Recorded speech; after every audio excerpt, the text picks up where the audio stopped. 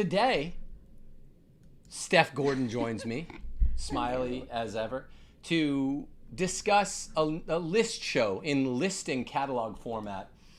The 10 ways to vet and spot and root out of your lives, young men, feminist girlfriends. And the presupposition here is that feminist girlfriends hide. They've hidden amongst us. They stalk the halls invisibly like a ring wraith, or like Frodo or Gollum with the ring on.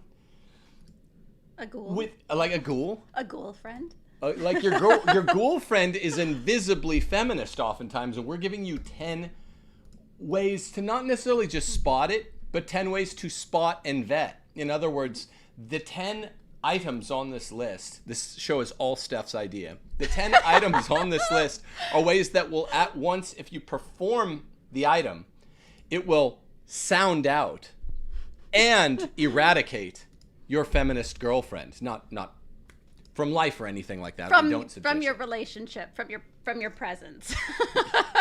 Which is all you really care about. You've never made sense. These spouses or longtime girlfriends and boyfriends that do violence to each other, just break up if you're a boyfriend and girlfriend. Thank you. If you're a spouse with someone, well, murder's not the answer.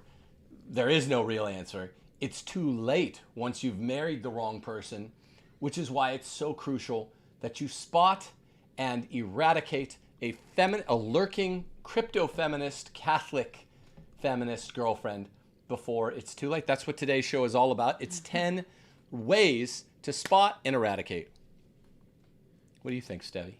Yeah, I feel like I'm going around just feeling bad for a lot of men in society. I'm seeing them in these just horrible relationships. A lot of them don't even know they're in these bad relationships, and just I feel pity for them. So I was telling Tim the other day, I was just like, we should really just talk about this. Like, just help young men identify early problems in the relationship that stem from a woman's bad ideology that are going to manifest later if this moves forward into a marriage to a catastrophe.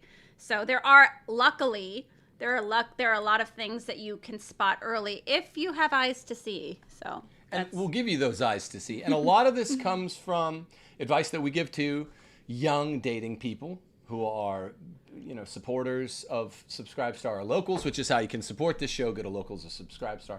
Or they're young people in the return matchmaking program, us.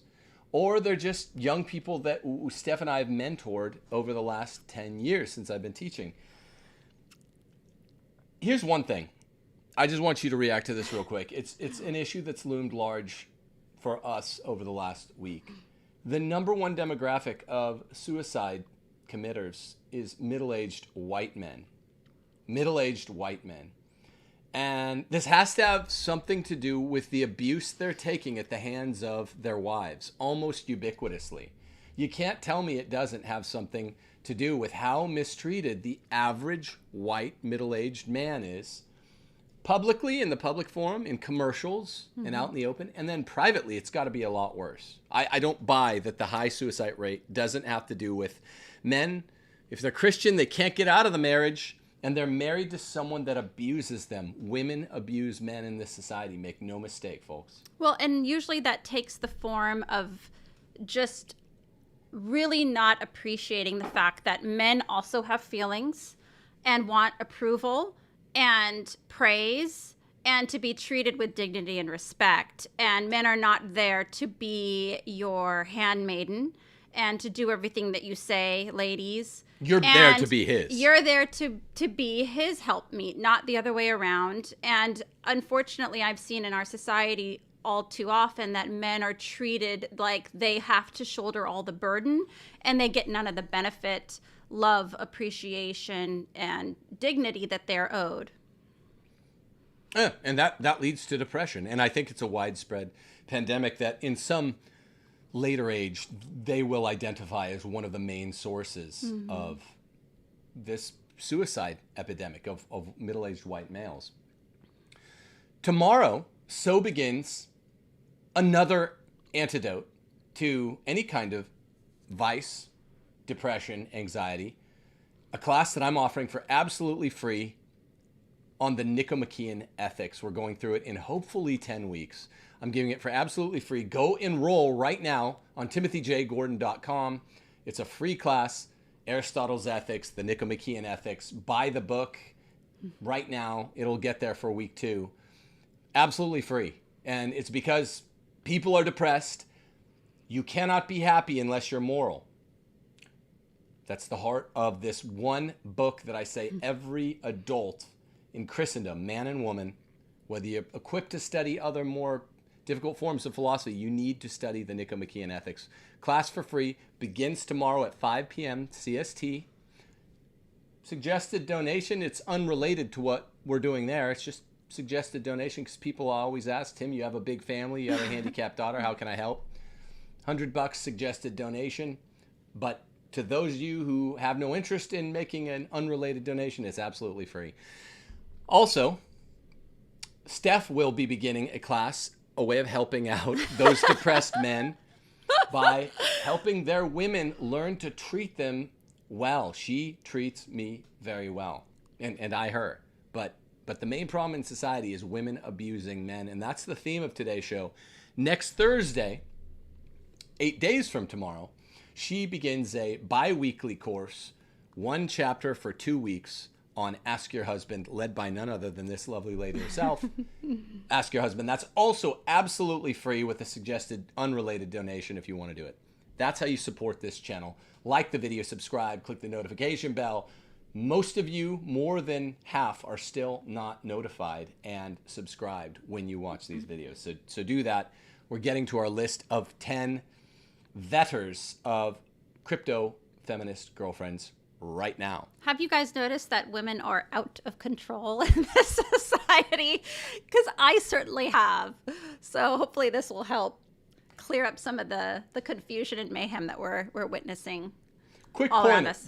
Okay, since you just asked rhetorically, Steph, have you noticed women are completely out of control? I asked on Pints with Aquinas, Matt Fradd, this a little over 4 years ago when I was in the studio with him, and he looked up and he said, I don't know if I have.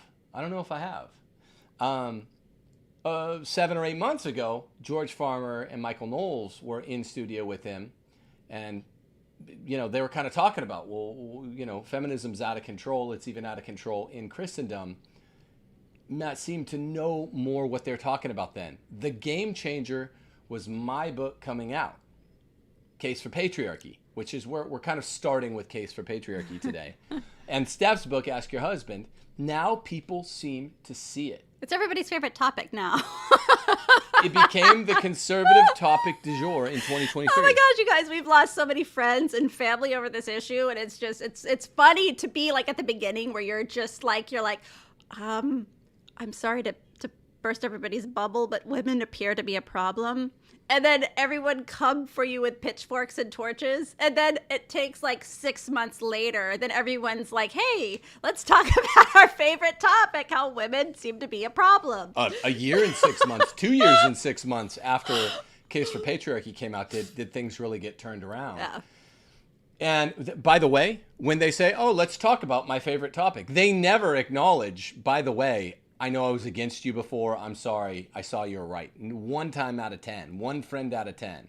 1 acquaintance out of 10. 1 co-podcaster out of 10 actually has the honesty intellectually to say, hey, I know I was way against you. I think you're right now. The second point that really is the point of departure for this 10-item show today, and then we're going to start talking about the 10 items, is that also over the last year, the red pill and MGTOW, men going their own way movements have really been thrown into the limelight. And they say altogether something that's utterly feminist. No one should get married for at least a generation or two. I was debating Paul Elam, a kind of godfather of sort of MGTOW, on Pearl's show. I think that's coming out this week. And he was saying there is no foolproof way that men can get involved in romantic relationships, he meant marriages, and be really foolproof. So Steph and I, really at the behest of Steph here, came up with that list. 10 items. Paul Elam if you're listening, good guy, I agree about the maladies. We disagree strongly about the remedies besetting society.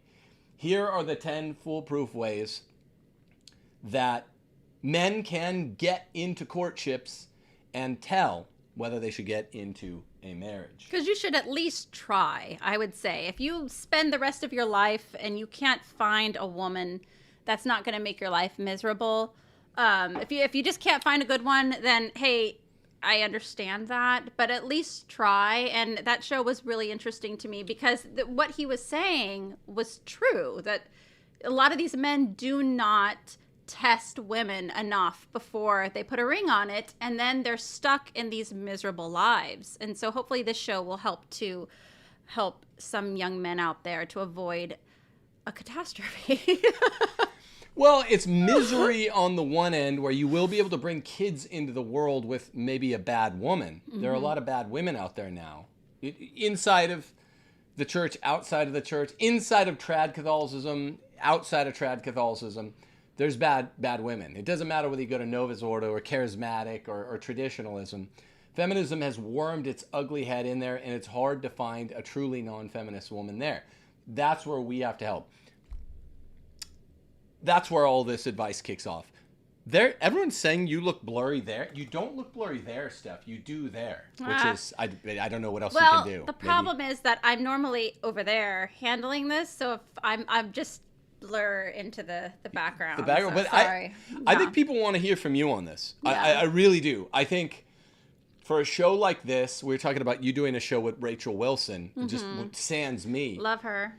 Love Rachel Wilson. Love her husband, Andrew Wilson. We're going to be working with them on a lot of stuff in the upcoming future, nearly imminent upcoming future. I hope to do another Ask Your Husband conference soon. That should be in the works. Which will include her and other projects. Yeah, Samantha, but yeah. I think like that show, they can do Sans Tim. This show, I think people really want your commentary on this. I think a lot of young men want your commentary on this. Not that you're advising them, you're advising the women, but men want to hear a woman who's good at being really good to her man and the men around him. They get treated nicely when they come around this place. You're not barking at them. You're not telling them how to dress. You're not telling them how to speak. You're cooking for them. You're listening to their stories, adding your insightful commentary if they could use it, being the lovely presence you are. You are a needed influence in society.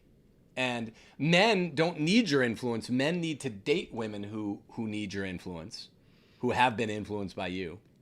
And I helped you compile this list, but I love hearing you talk about this.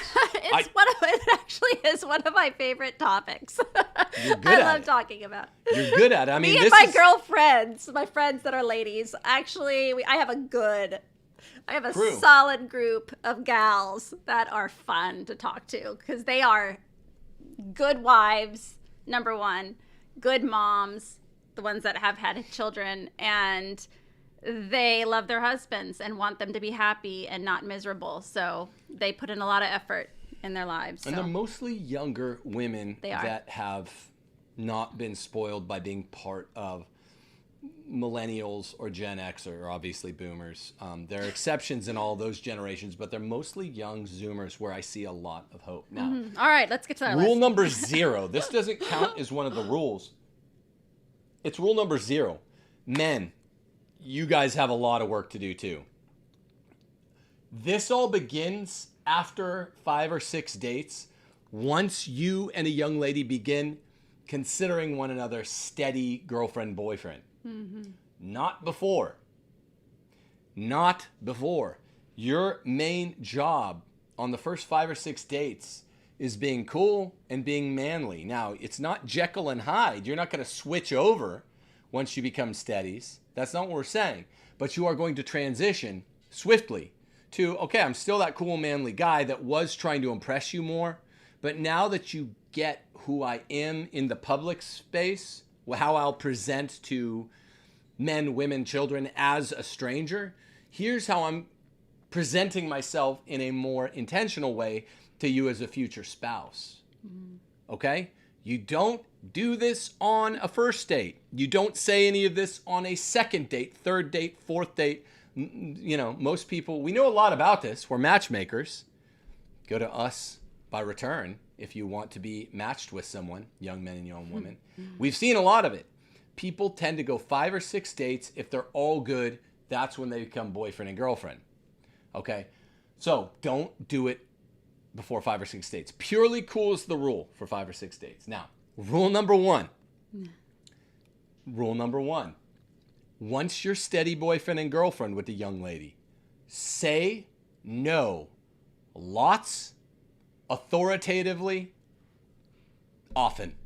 Say no, lots, authoritatively, awesome. Why is this often? Okay, let's give you an example. You are a new couple, and it is Christmas time, and she's saying something like, oh, we're going to go visit my family. If you want to visit your family, you say, no, I'd like for you to come to visit my family. You need to start testing that. And I know a lot of people might start with, oh, doesn't that kind of mean? It's not. You want to see how a woman handles rejection and disappointment immediately.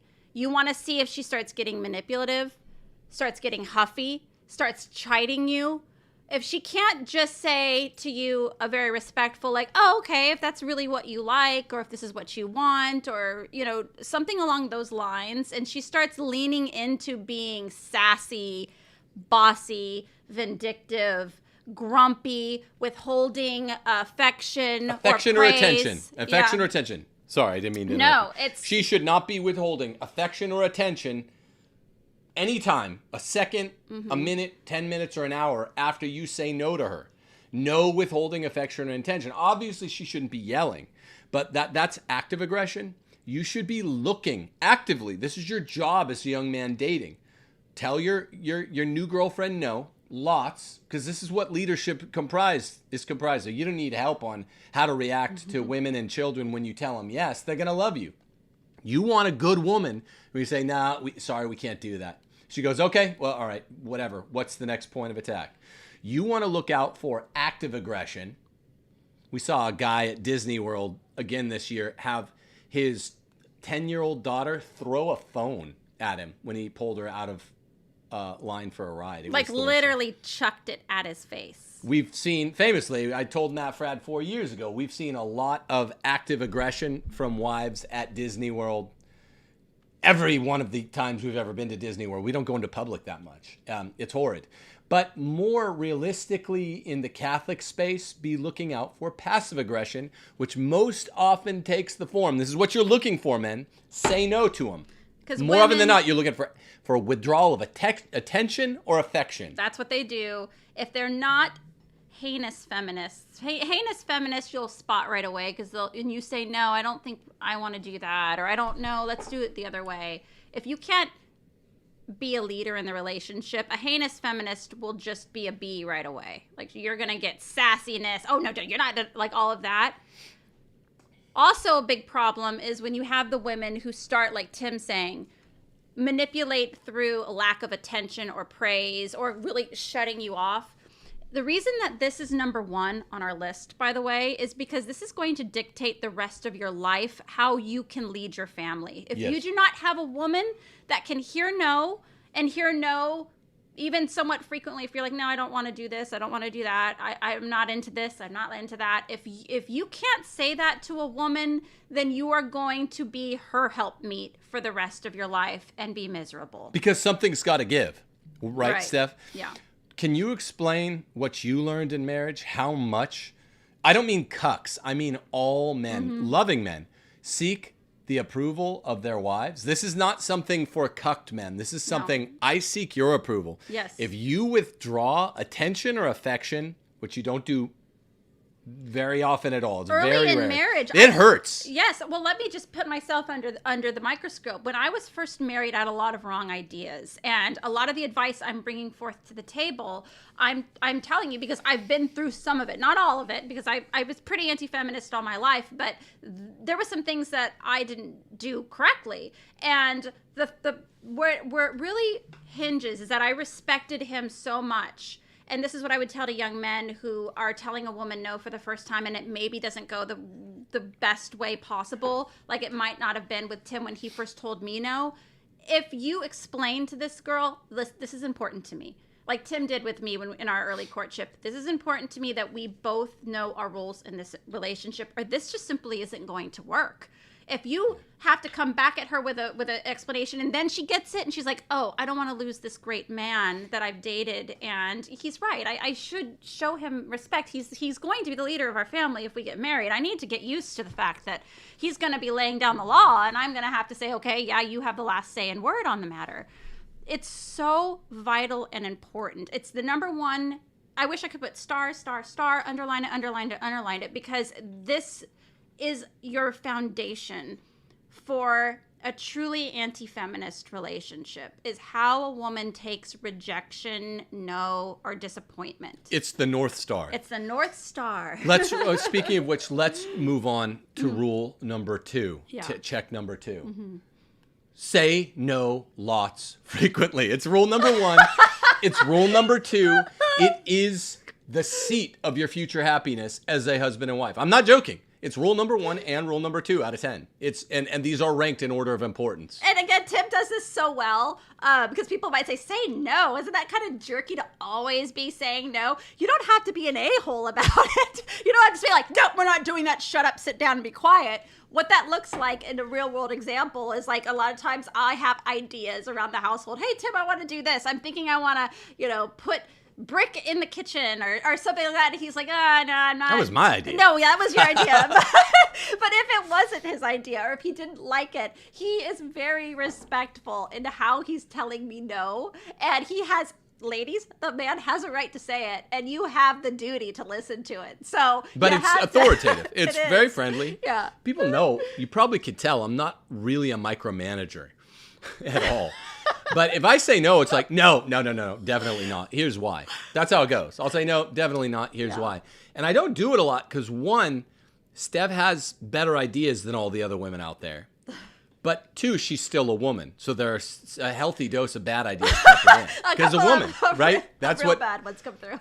That's what women do. But look, if you do this as rule number 1, your North Star, and rule number 2, your North Star, while you're dating, not in the first 5 dates, that's just for charming someone and seeing how you present publicly. Right. Yeah. Once you're boyfriend, girlfriend, and you enter what's called a courtship, now you're showing the person how you present privately. Dating is public. Courtship is private. This is a preview for how so-and-so will be as a husband, how so-and-so will be as a wife. So as a husband, you say no lots. It's a virtual authority. Thomas Aquinas would call this a virtual authority because it represents something to come. Right. You can't tell her what to do yet, but you could say, as between you and I have this virtual authority because the day we get married, I'm going to act exactly as I've acted in the courtship. So say no lots. Now, the first paragraph, the first sentence of the case for patriarchy is, have you ever been out with your guy friends and you say, let's go do this, and they say, I have to check with the boss? And I go on to describe how perverse that is because he's the boss. That's the opening idea in the case for patriarchy for a reason. The reason is this dysphoric mistaking of wife for boss involves a diminution of the man's authority.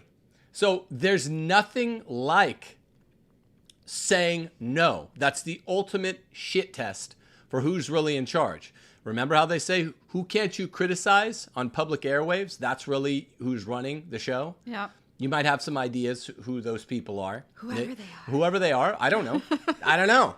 I'm not saying anything right now, but whoever you think they are, they're the ones you can't critique. Well, the one that says no and can't be said no to is who's really the boss. Right. People will confuse. Now, the average couple out there with a more acrimonious relationship than me and you have, I'm just going to flaunt that for a second. They will go, oh, we mostly agree. Whoa. You agree less often than this lady and me, right? Because we get along and we agree intellectually about almost everything. But that's not all the time. So you still disagree more often than us, and we disagree often enough that there has to be authority because we're 2 different people. Who wins every time we disagree? Of course, the man, the boss, the boss. It's that simple. You can't let this go until the day of your marriage. You have to virtually assert the authority by saying, no, the final word haver is the boss. And you're checking specifically. It's kind of like when you go to the doctors and they're like, let's just do an x-ray. We'll check for all the bad stuff. They don't know what the hell they're actually hoping your minor sickness is. I don't know. I guess you just had some minor pneumonia. What they're really looking for is tumors, lesions, polyps, stuff you really don't want to see on there, right? That's what you're doing when you shit test. You say no, we're not going to do that. Say no nice. Don't be an asshat, but say no because you're going to have to do it when you get married and kids are running around. You don't have tons and tons of time to dress everything up nicely, to sugarcoat it. So say no. And what you're looking for are tumors, lesions, polyps. And what that is, the tumor is the fit. Yeah, that's how fit. Women know bad women know how to get what they want. And what that looks like is wifely tantrums, a withdrawal of affection, a withdrawal of praise, an obvious physical, like, I disapprove of that, making your life uncomfortable until you give her what she wants. And so you do not want a woman. If guys out there, if you have a girlfriend and you say no respectfully on something, like, yeah, no, I'm not going to do that, and she starts doing that, dump her right away. Dump her right away. Dump her. And if you think she's a good girl and you think there's hope there, dump her anyway, and then let her come back to you and be like, yeah, I acted like a brat. I'm not going to do that anymore. It works. Dump her. Yeah. We know one of our best couple friends, younger couple, this works for. Dump her. If she is a gold nugget, you'll get her back. She'll come back better than before. Set the baby bird. If you love someone, set them free. That little baby bird will return to you. A golden, majestic eagle of a woman. All right? Do it. Dumping a woman, honestly, let me just say this real quick. We've talked about this before. Dumping women is so effective. It is so effective. If you show them disapproval in return, good women, it does throw you back on your heels a little bit. You're like, oh, I probably was a brat. I probably shouldn't be acting this way. It's so effective. Just try it out. George Costanza does it to regain the upper hand. He had no hand in a relationship in Seinfeld. He dumps her because he thinks she's about to dump him, and he reverses everything. It works even arbitrarily employed. It definitely works when a woman throws a passive or an active temper tantrum. Active temper tantrums, like the immediately cancerous tumor, you know it when you see it. Passive temper tantrums are almost as bad. They're like the likely cancerous polyp you see in there. And in some ways, they're worse, right? They're a time bomb. So that's what you're checking for. What is there aren't false positives. There are false negatives, though. So what you're hoping for is just the girl kind of carries on and you kind of say, no, yeah, we're not going to do that. Here's what I'd like to do instead. Let's go to it. It'll be great. And you could sell it a little bit, too. That's not selling out to be like, and this is why it's better. But no questions.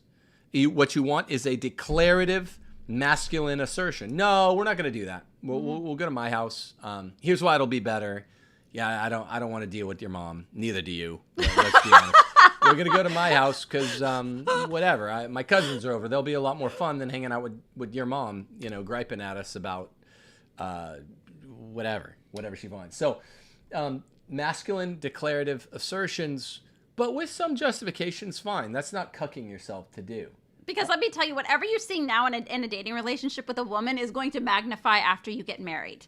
So whatever behaviors you're going to see or, traits that you're seeing usually get once she's on her best behavior now. She's incentivized to be on her best behavior right now during the courtship. Once you get married, 100% of the time, she will let her hair down, and whatever problems you're seeing beforehand will definitely magnify.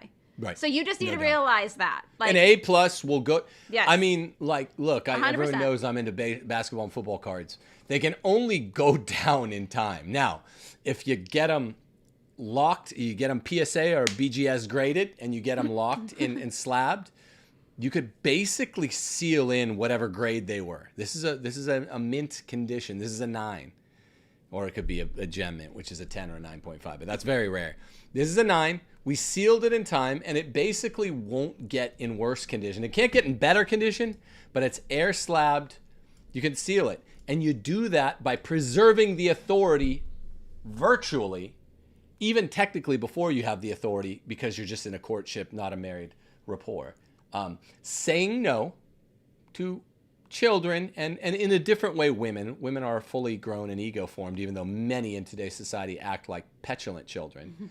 It constitutes the daily meat of life, the daily stuff of life. So it has to be a frequent thing, even when you agree with each other as much as Steph and I do, and we agree with each other about much more than most couples out there. If you don't believe me, let's go on to the other points, and you'll see Steph is very comfortable saying things in a masculine, declarative fashion that most even other goodly women get a little skittish about, because she agrees intellectually. A lot of that has to do with her childhood and things we won't get into, but she's more willing to be a good sport about the male way of doing things than even other goodly wives. Right. Yeah. Thank you. Number 4, the way you shit test your courtship, young men, is to, in a masculine way, declaratively assert where you and your wife will be living. I mean, city and state. Thank you. Why is this so important, Steffi? What, from a female perspective? In our matchmaking service, we've run into some interesting problems. And it's very indicative of where we are in society, especially with women. Now, we say in our matchmaking service that we want single income. We are creating single income households where the husband is the breadwinner and the woman stays at home, right? So where the family will be is highly dependent on the man's career, where he has his job. So we tell the ladies in the program, you will be, if you meet and fall in love with a man in our program, you will be a single income household, and you will have to move to where he, the male, has the job. We are still running into this issue where women are dictating to the man, I want to be near my family. I will not move. That is, again, a woman wrestling the role of the husband and the role of the man away from him right before his very eyes. And it's been very, very frustrating because these women don't seem to get. You cannot have a single income household with the man's having to switch jobs to come to you. He's already set up, and he's the one that's going to be providing the way of life. Also, it's a kind of proxy. This point number 4, declare assertively, certainly, where you and your wife will be living. Pick someplace. It doesn't have to be near your family over hers. What's best for a lot of people, given the feminist nature of the boomers and Gen X, who will be your parents, depending on your age, is to not live near either of your families. A lot of young couples are finding this. Yeah, it's best. We're doing things the new old-fashioned way. The boomers and the Gen X, who constitute the parental generation, the grandparent generation, over newly marrieds, will be interfering and causing actual havoc. So a lot of people need to just, hey, I always wanted to live in Sioux Falls. I'm moving me and my wife to Sioux Falls. You want to be part of this team? You're going to move to Sioux Falls. If you're a new member of the Chicago Bulls, you just got drafted, and they move to Sioux Falls, then you're now a Sioux Falls Bulls, not a Chicago. You don't get to go, oh, well, I wanted to be part of the team, but I wanted to be in Chicago. You now are a Sioux Fallian. You are. Yeah, no. It's important that women understand. You are getting on his bandwagon, ladies. We say this all the time with newlyweds. I implore you, when you're newlyweds, live alone in your own city for at least a few years. You two figure out your system. And then everyone else who wants to be a part of your family and your life, family members, close friends, all that, they will be a part of that. But you two need to figure that out on your own without all the interference. Because I'm just going to be honest with you. Most of your friends and family have a really bad idea on how marriages ought to be run, and they're in no position to be giving you advice on anything. And unfortunately, we live in a society where the women think that they're always in a position to be giving advice on everything. Yeah. So just you two as a young married couple, go off on your own. It was great for us. We loved it. We lived in Italy for a couple of years. It was the best. And sorry if you think, oh, it's sacrosanct to say, well, we're trads, we're not feminists, but you know, what a lot of women will do to rule over their husbands if they're trads and they think it doesn't make them a feminist is they'll go, no, it's just my husband wants to be like my dad and my dad knows, and my dad is proxy for what the woman in the relationship wants. Your dad's not part of this relationship. The man, your husband, your prospective husband, whom you're courting now, he's what he says goes. That's what we tell all 6 of our daughters, because they're very, very close with Tim.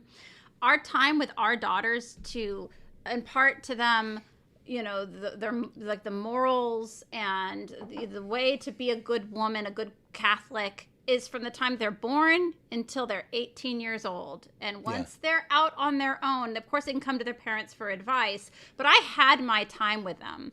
Unfortunately, what I'm seeing in a lot of these marriages is that these parents are giving their daughters off into marriage and still thinking that they can parent their daughters. And that time is done. She's now under the headship of another man, and he is the king of that household. A true king, I know this is going to piss a lot of you off, and good, because you need to hear it.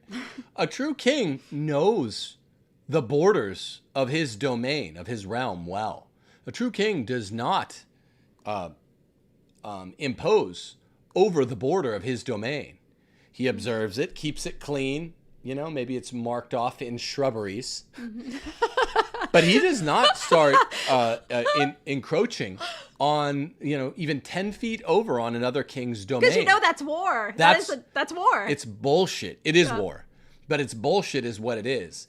What I want is for my 6 daughters, because I'm a true king, to be kings and to be cool guys. I get along with young people very well, so I don't have to make friends with the young by proxy, by ruling over them like a lot of less secure kings, less fixed in their kingship. Look, we'll be great friends, and I'm friends with my daughters, each and every one, and they have good judgment, and I'm going to love whom they bring home. But I'm going to say, hey, dude, one thing you can do if you're worried about a father's rights, I'd love for my daughters to live close. You know what I'm doing? I'm scooping up land in this neighborhood. That's one thing I'm doing. That's what a true king does, so that I can entice each of my 6 daughters' eventual husbands and say, look, you're the king. You go where you want to go. All I'm saying is I have 6 plots of land in this neighborhood, and I don't have it all now, but I'm scooping them up one by one. Whenever we got some cheap lots when we first moved here, I want to get a few more and then say, I will, if you're willing to live near me and Steph, totally your choice. If you say no, we won't nag you, but I will pay for the down payment for a home in our neighborhood on one of these 6 plots. See how it's creative and it respects the autonomy of this other king? I don't want to encroach on his authority. Now the wives have nothing to do. I mean, I don't always pick my socks up off the floor or whatever, but it's always an adventure with me where we always have a good time. And I always love you with my whole heart. And you know that. And that's what men should be offering. Now, women who voice their preferences. Well, I want to live in so-and-so. That's a direct attack on patriarchy. Would you say something? I'm going to make an analogy at the end of this one. It's okay to say, like, again, I'm going to go back to our first thing, to saying no. It's okay for a woman to say, hey, I'd like to live next to my family. This is what I would like to do. But you have to be willing to hear the man say, well, no, I'm not. I have a job in a different state. I'm not doing that. I own a home here. No, we're not. I'm not moving to please one of your preferences, especially when you're the head of the household. But what if he has a job where he can work from anywhere and he doesn't want to live near her family, right? Again, and that's say why... no. Yeah, say and no. Tell her why. And that's even when you were saying with all the plots of land, it's like, I'm still going to be encouraging our children when they're first married, like, you go off.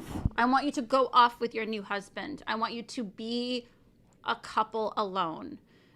We're very close with our children, but that's good for their marriage, for them to depend only on each other. And if they need advice, they know to call their mom if they need it. But I don't need to be in their business. They are the new creation. They are a new married couple. And so those plots of land will be ready for them if their husband wants them, and after they can go figure themselves out, and we'll be here ready for them. But I think it's really important for a man, because that's something that we are noticing a lot, that young women are dictating to young men where they will live. Right. And honestly, let me just tell the guys what's going on there.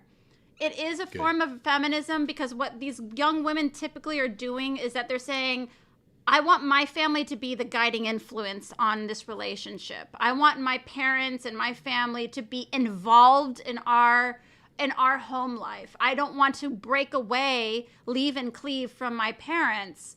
I need them still to be kind of around. That's not good. That's not good. You want a woman that is ready to be an adult Catholic woman and wife, and be a new creation with her husband and depend on him. And she has to be an adult to do that. And unfortunately, we're seeing a lot of younger women who just aren't ready mentally. And so they need their family nearby. They need to have their mom and their dad and their sisters and their environment nearby, almost as like a retreat from their adult woman relationship. And that's going to cause a lot of issues. Yeah, these young women are trying to set the conditions for the possibility of their comfort with the dictation of rules in their new situation. If they say, well, no, men are in charge. I submit to the patriarchy, but here's how my dad does it. Jim, let's say her husband's Jim. Shouldn't you be looking to my dad as the patriarch? That just means she's comfortable with the rule, and that's called forum shopping in law. That's called forum selection shopping, where you're just saying, hey, I know the laws of the state of Delaware, much more favorable for business than the laws of New Hampshire. So can we get this court case in Delaware? No. He's the judge, jury, executioner. Your new husband, not your dad.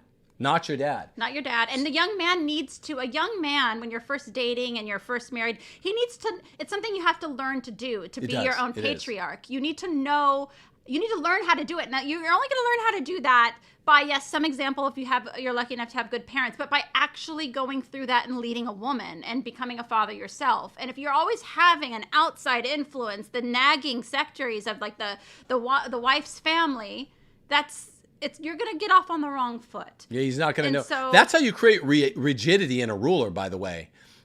All these feminists play on the trope of the tyrannical husband chaining you to a radiator. You create that by overcompensation. Most men are just cucks and get bossed around by their wives, and they're pathetic, and they have horrible lives, creating high suicide rates among middle-aged white men. But among those that do take the power back, it's like if they do so in a tyrannical way, it's probably because you, women, forced them to overcompensate, and they slung back like a slingshot. If you're just like, hey, look, whatever you want goes, honey. That whatever you say. I don't care what your mom and dad say. I don't care what my mom and dad say. It's you and me. It's you and me versus everyone. And you let me know the rules, and I will honor them. You tell the kids the rules, and I will be the sergeant, the field general enforcing them. But it's you and me.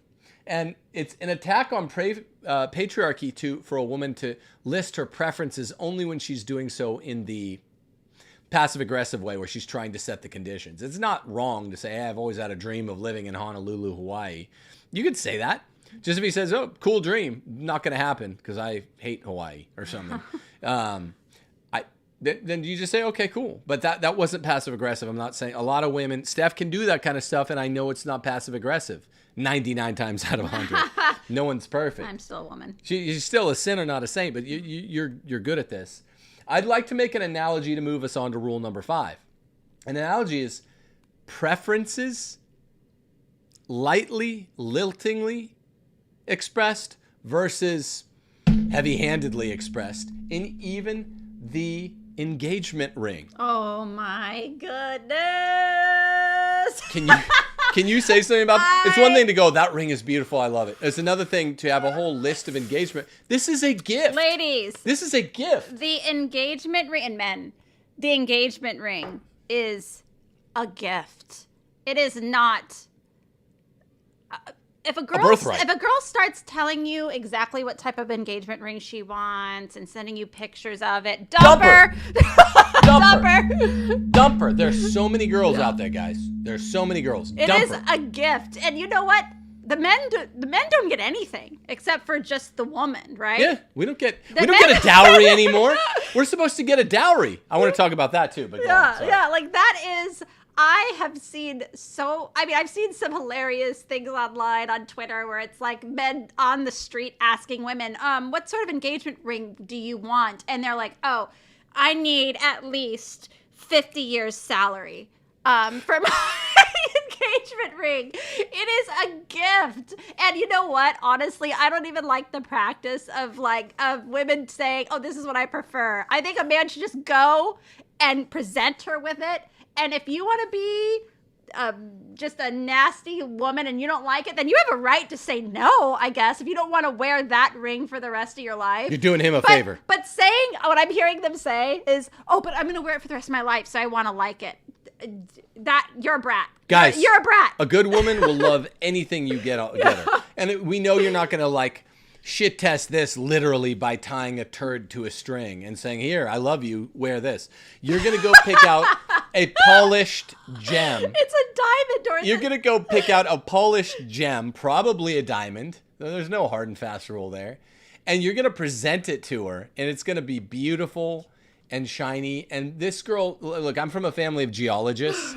This girl doesn't even know what the hell she's looking at. And she's just going to go, oh, well, I have all these, there are these 5 C's and blah, blah. Look. It could be white topaz. She wouldn't even know the difference. She didn't know what the hell she's talking about. It's a gift. And I proposed to Steph without a ring. She said yes. We kissed. We went to the mall, and we picked one out together. Not to be democratic, but just because I asked her the first second I knew with substantial certitude. The first second I knew, she was about to leave my apartment. I was like, I just got pinged by the Holy Spirit. I wasn't even praying. I was using my own faculties. And he said, don't let this one go. We went and picked out a ring right there. And it was, I've never seen a less picky customer. This girl was glowing because we were going to get married because she's the best girl in the world. That's what a girl should do. She should be the best girl in the world that you've ever met. And you should just be thrilled. This is a gift. Men don't get shit. We don't get jack shit until we get this band of gold. And I love it. And my first one came off while we were scuba diving. In Lovers Cove. His original wedding ring got lost in Lovers Cove. Got lost in Lovers Cove. We had to replace it. We had to replace it when I was in law school. We were poor. This thing cost $275, the replacement one. I don't even remember how much mine was. It's gold and silver. But I love it. Yeah, yours just we have way more money than I had to drop on a ring then. We had way more money than for a replacement ring for $275. I lost it 5 years into our marriage. I don't want anything else. To me, this is Steph, even though it's the second one. Again, it's the wrong focus. If a woman is talking about the ring and the type and stuff, then she's probably a brat, and she has a completely wrong idea of what marriage is. It's not about things. It's not about your stupid ring. It's not about how much it's worth or what it's made of or anything. This is a symbol for something else. It is a symbol for a man loves you and wants to dedicate his life to you. And this is what I tell my daughters all the time. I'm saying if you're ever, blessed enough to have a man ask you to be his wife, what he's presenting you with is a gift that symbolizes, I want to commit to you for the rest of my life, which is the actual biggest gift that you'll ever receive. Yeah. And being a brat about how much it is, what it looks like, all this other stuff, you're acting like a brat. Low class. Yeah. You're acting low class. And guys, if you're with a girl and she's putting in a lot of emphasis on that, red flag. Red flag. I'd dump her. Yeah, you're acting low class. You're acting like you eat at Popeyes. Get a hold of yourselves, ladies. Yeah. Cut that shit out. That men don't get anything. Men don't get anything. And we're going to talk about mom and dad, mother of the bride, father of the bride, in a second, because we're going into our next rules. But come on, act like an adult in the world. Remember what Kanye said? Billionaires don't wear their riches around their neck. You wear gold around your neck, you look like some paltry millionaire. I'm a billionaire. I don't wear my wealth around my body. That's classy. I was just listening to Dave Chappelle talk about this. Oh, that's funny. Act like you've been there before, man. You don't need the fanciest ring that you're just tempting people to take it. If you want to buy each other a 25th wedding anniversary ring that's really fancy, really expensive. Honestly, a 50th. Get fancy jewelry. You need functional jewelry. You should be thrilled when you're both young and beautiful the way you are. Hopefully you're 20 years old when you're getting engaged. You don't need the beautiful jewelry to adorn you. Get a fancy wedding ring when you've engagement ring when you've been, whatever the hell it's called, an anniversary ring. 50 years in, because old people look like corpses. They need to be beautified a bit, right? You know what I love about my wedding ring? I'm just going to say this. When Tim and I, and this is a lot of the best marriages that I've known or have heard about, your parents, for example, like your mom has a very beautiful yet humble ring. Your dad could now afford to get her something massively extravagant if he wanted to do that, but she in her older age is carrying on her finger almost like a relic of their youth together, where a young man doesn't have a lot of money, and it's beautiful. I love that about my wedding ring that you gave me. It's like, it's not only is it beautiful, but it is a symbol of where we were at that time. Our youthful love. Love. And it's like, I can't imagine. I remember swapping it out for something grander, or, you know, being in the headspace when you're proposing or about to propose to me, of being like focusing on this and not on the bigger picture, which is that you're going to spend your life with this person. This man, especially if you're a young lady in this climate where things are out of control and you're lucky enough to get a man on a knee and propose marriage to you, which most men are not wanting to do these days, then you already are beyond blessed. Talking about and focusing too much on material things like the ring and what color it is and all of that other stuff, you're acting like a brat. Honestly, you are acting like a brat. Knock it off. Yeah, I don't remember. Some gauche old divorcee on one side of our families was like, oh, that's cute. That's a starter ring. You'll swap that out later. You're like, they will have to pry this beautiful, most cherished item off my cold, dead finger. I was like, oh, lady. I'm going to wear this until I'm in my coffin. You old harlot.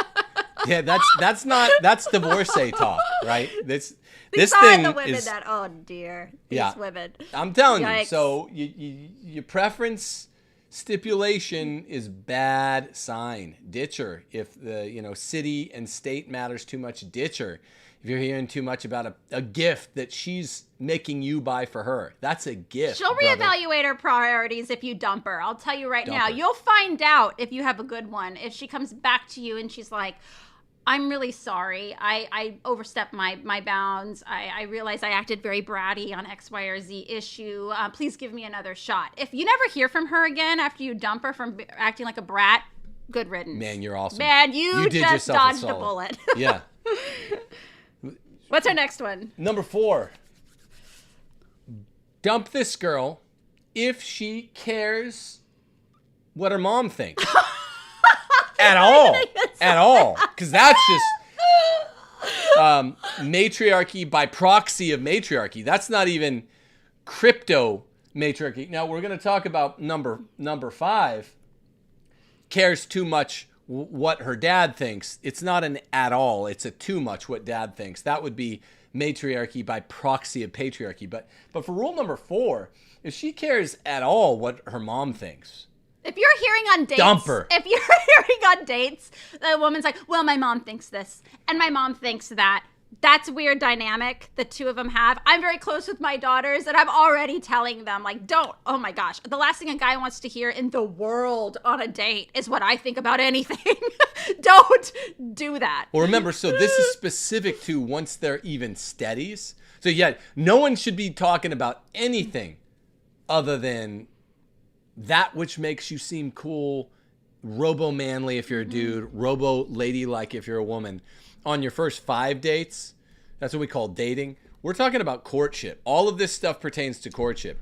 And the rule for women is still don't talk about what your mother thinks as if it ipse dixit ratifies what you're saying, or a fortiori makes it stronger. It makes it weaker. Yeah, because what a guy is hearing when he says that, and what a guy ought to be hearing when a woman says that to you young men, is that not only are you going to have to marry this woman, but you're also marrying her mom. That means her mom is way too involved in a grown woman's life in an unhealthy way, where when you're married and there's a problem, she's going to be running off to her mom, and her mom's going to be involved in telling her what to do and telling you what to do. If you're hearing about the mom too much, just run. Those are just the boundary conditions. Yeah. Though. Those are the ones everyone talks about. Oh, well, if we get in an argument, mom's going to be taking her side. That's at least liminal. Those are liminal spaces, occasional spaces. It's worse than that. If a girl talks too much, or really at all, about what her mom thinks, then that means that her mom is always with you.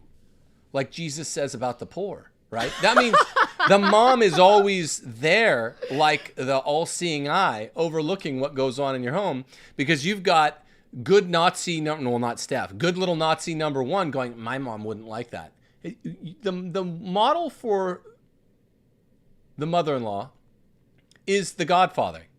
Do you know how many spoken lines Vito's wife has in The Godfather? 1. And it has to do with cooking. I forget what it is. I think she's asking people, do you want me to cook more? That's the model. Okay? Now, people will ask me, what the mom thinks doesn't matter at all. Isn't Steph a kind of opinionated woman? Yes. But not. That's when she's talking to younger women. All she does is what St. Paul says that women who are expressive should do. Do what your husband tells you. She has a book called Ask Your Husband. Do what your husband tells you. Look, there's stuff that a husband can't fluctuate on, like he can't make his wife use prophylactics. But there are things that are totally up to him. Most stuff in life, like where you live, what your house will be, what kind of work he'll do, what kind of homeschooling he wants you to do, what kind of how you spend your money, when you spend your money, all of that. Yeah, what your priorities are. That all Steph would ever say is, hey, listen to your husband. And here's all the ways your life is going to be enriched by listening to your husband. So that's not her substituting her judgment for the judgment of your household. That's her just saying, go do what your husband. Then that's what St. Paul says time and time again. This is the one thing women should really be opening their mouths to do. It's all over 3 or 4 Pauline epistles. Older women should be telling the young women to love their husbands at home, how to do so in an especially beautiful way. And they should never be presuming to tell the men anything. It's also a sign of a really officious mother. Like, it just is. Like, if you're on a date with a young woman on like date 5 and you've heard that a lot. Oh, my mom thinks this. My mom thinks that. That's a sign that the mom's probably a nag and just way too involved in a really unhealthy way, and that the daughter's probably following suit. So I would really look out for that. You want a woman that's ready to be your wife and ready to be like, yeah, I love my family, but this is what matters right here.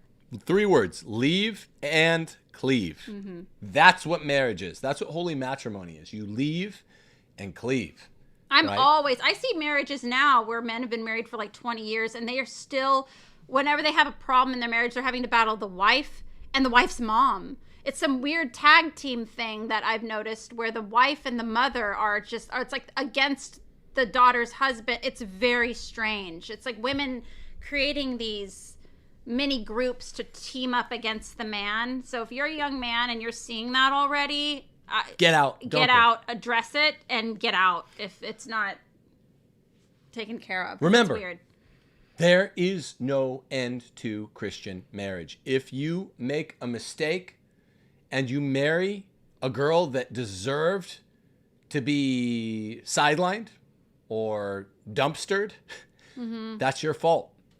And you will pay for it with the rest of your life because you can't divorce her, not even for infidelity. And you're not bringing children into this situation with a woman who should have been single for the rest of her life, honestly. Well, you will, though. If you marry her, you will bring children into the situation. And then what do? And then we're just perpetuating cycles. But you love your kids, but like a lot of these men that are so browbeaten by their wives, they love the kids but kind of hate the wives. I don't know what to tell them. Do you understand? I am not a sophist. Sophists tell you I can make a argument correct or look correct. I can make a prime argument correct or look correct. I can make any argument seem true. That's not what Steph and I are doing, young men, young women. What we're doing is we're telling you, I cannot help you if you marry a dirty, rotten scoundrel of a nasty woman. It's too late. Mm-hmm. Now, Will Noland and his wife have some good ideas for how to turn the tide some. But you should listen to Will Noland. They know what they're doing. And we also have some advice. Steph has one chapter in her book that's helpful for women who want to stop being a feminist. But that's hard. After you've had a courtship that's feminist and an early marriage that was a foundation laying in feminism, it's going to be hard, and most men can't get out of it. They can't escape out of it. If you're already finding yourself in a relationship with a woman that you're having to constantly compromise on your principles, your preferences, the things that you want to do in life, so that you don't have to deal with like the woman tantrum, you're not going to get out of that. No. That's going to get worse, much, much, much, much worse after you get married. And you will always be her servant after that. You need to, like we said with the first one, you need to be able to tell her no. And she's got to be able to handle it like an adult. If she isn't, dump her. Like a beautiful, dump her. Like a beautiful, elegant, noble-hearted lady who just says, whatever you say, I'll make it happen. I'd like to do this. That's perfectly fine. Mm-hmm. I'd like to do this. I'm kind of disappointed, but give me 4 seconds. I'll be over it. I'm powering up. Okay, it's gone. Mm-hmm. That's what you have to do. And your husband, ladies, if you do that, will appreciate you so much. Women, I'm telling you right now, if you just show a man a like basic love, kindness, respect, and humility and submission, if you do those things, what you get back in return is beautiful. It's amazing. Your life will be so easy and lovely because men, they feed off of that. If you just give like the man what he's owed, how simple. It's what you're getting back is even grander. And I hate to even put it in those terms because it's like you're telling women like just be nice to somebody and then you'll get something great in return. But it is the truth.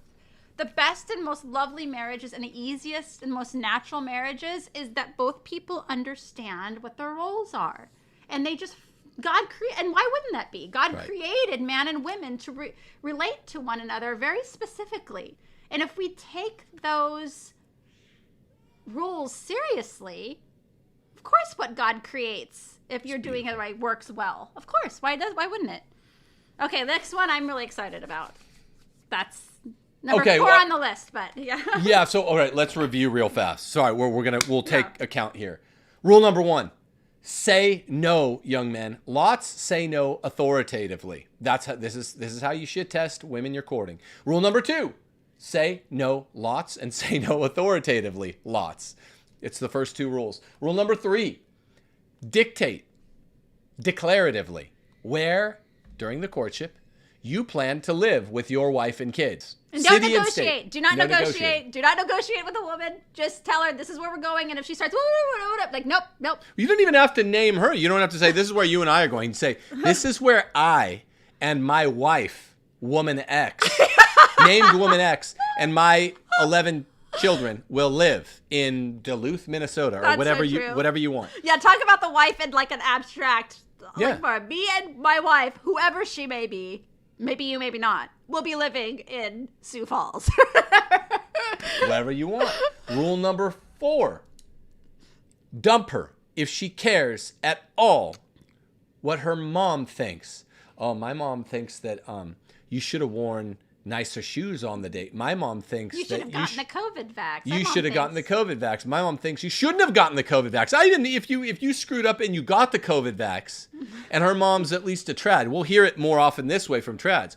Well, what about that? My mom's saying he's really bad for you. If you screwed up, you screw up, and you got the COVID vax, you don't need to hear about it from some old man's old lady, right? Yeah. Even if the mom mom's saying gives a true, shit? if No the one mom cares. is saying true things, no young man wants to hear No. about what somebody's mom It's thinks hell on about earth. everything. So no, I don't care if you got it. I don't care if you didn't get it. If the woman, if the girl's mom is saying this and the girl you're courting is taking it seriously, dump her. Yeah. Now, if she's getting advice privately from her mom, it's probably bad advice. Hopefully it's good advice. But if it's good advice, you'll never hear about it because both women, if they're good women, know not to Step on your toes. step on your toes. Now, we're going to table the other one. Rule number 5 is if she cares not at all, but cares too much what her dad thinks, dump her. This, just like caring at all what her mother thinks, Yeah, that means you're going to means that she's not going to be comfortable with leave and cleave. and she's going to be comparing you constantly to her father, putting you through the father's lens all the time.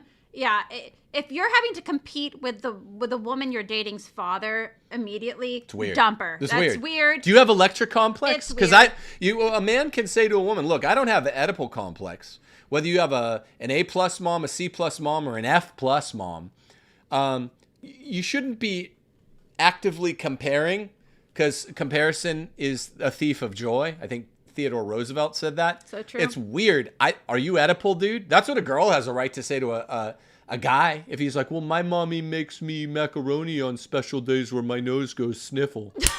You sound like a waif, okay? Okay, comparison's a thief of joy. Don't do that, Oedipus.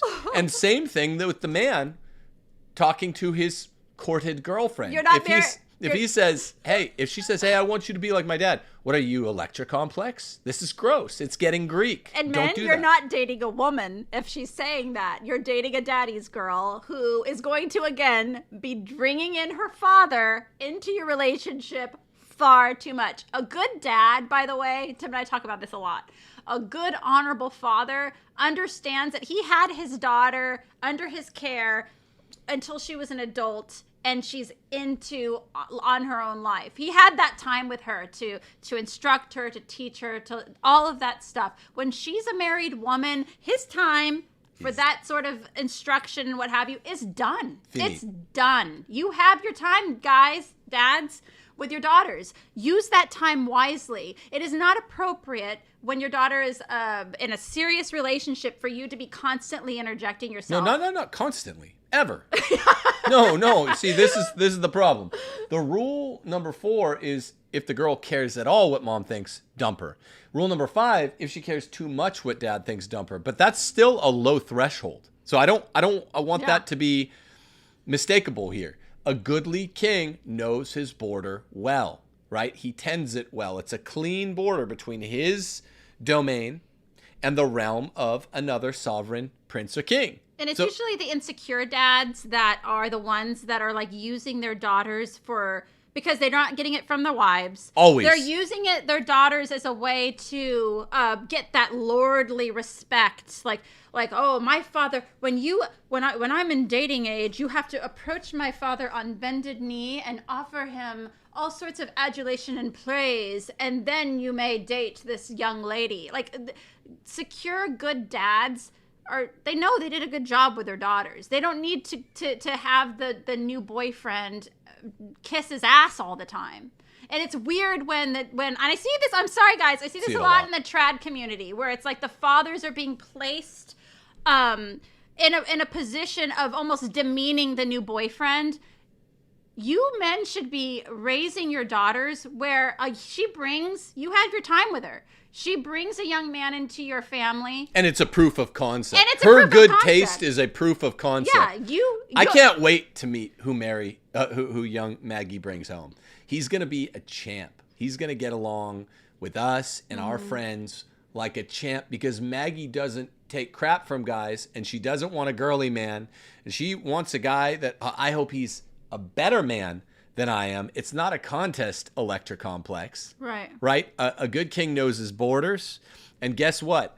The trad feminism does involve usually the mom who still, because trads, you have just as much feminism as Novus Ordo Catholics. The mom really rules the household. She's usually overweight, throwing her weight around, kicking the husband out of the table. She knows how to make it look a little less feminist, but The man's not getting that. The word you're seeking there is fealty. A man seeks fealty from his wife and his kids when they're young. That kind of lordly treatment. Not in a pompous way, just in a way where there's a direct, unequivocal acknowledgement publicly in the household of their authority. That's all we mean by fealty.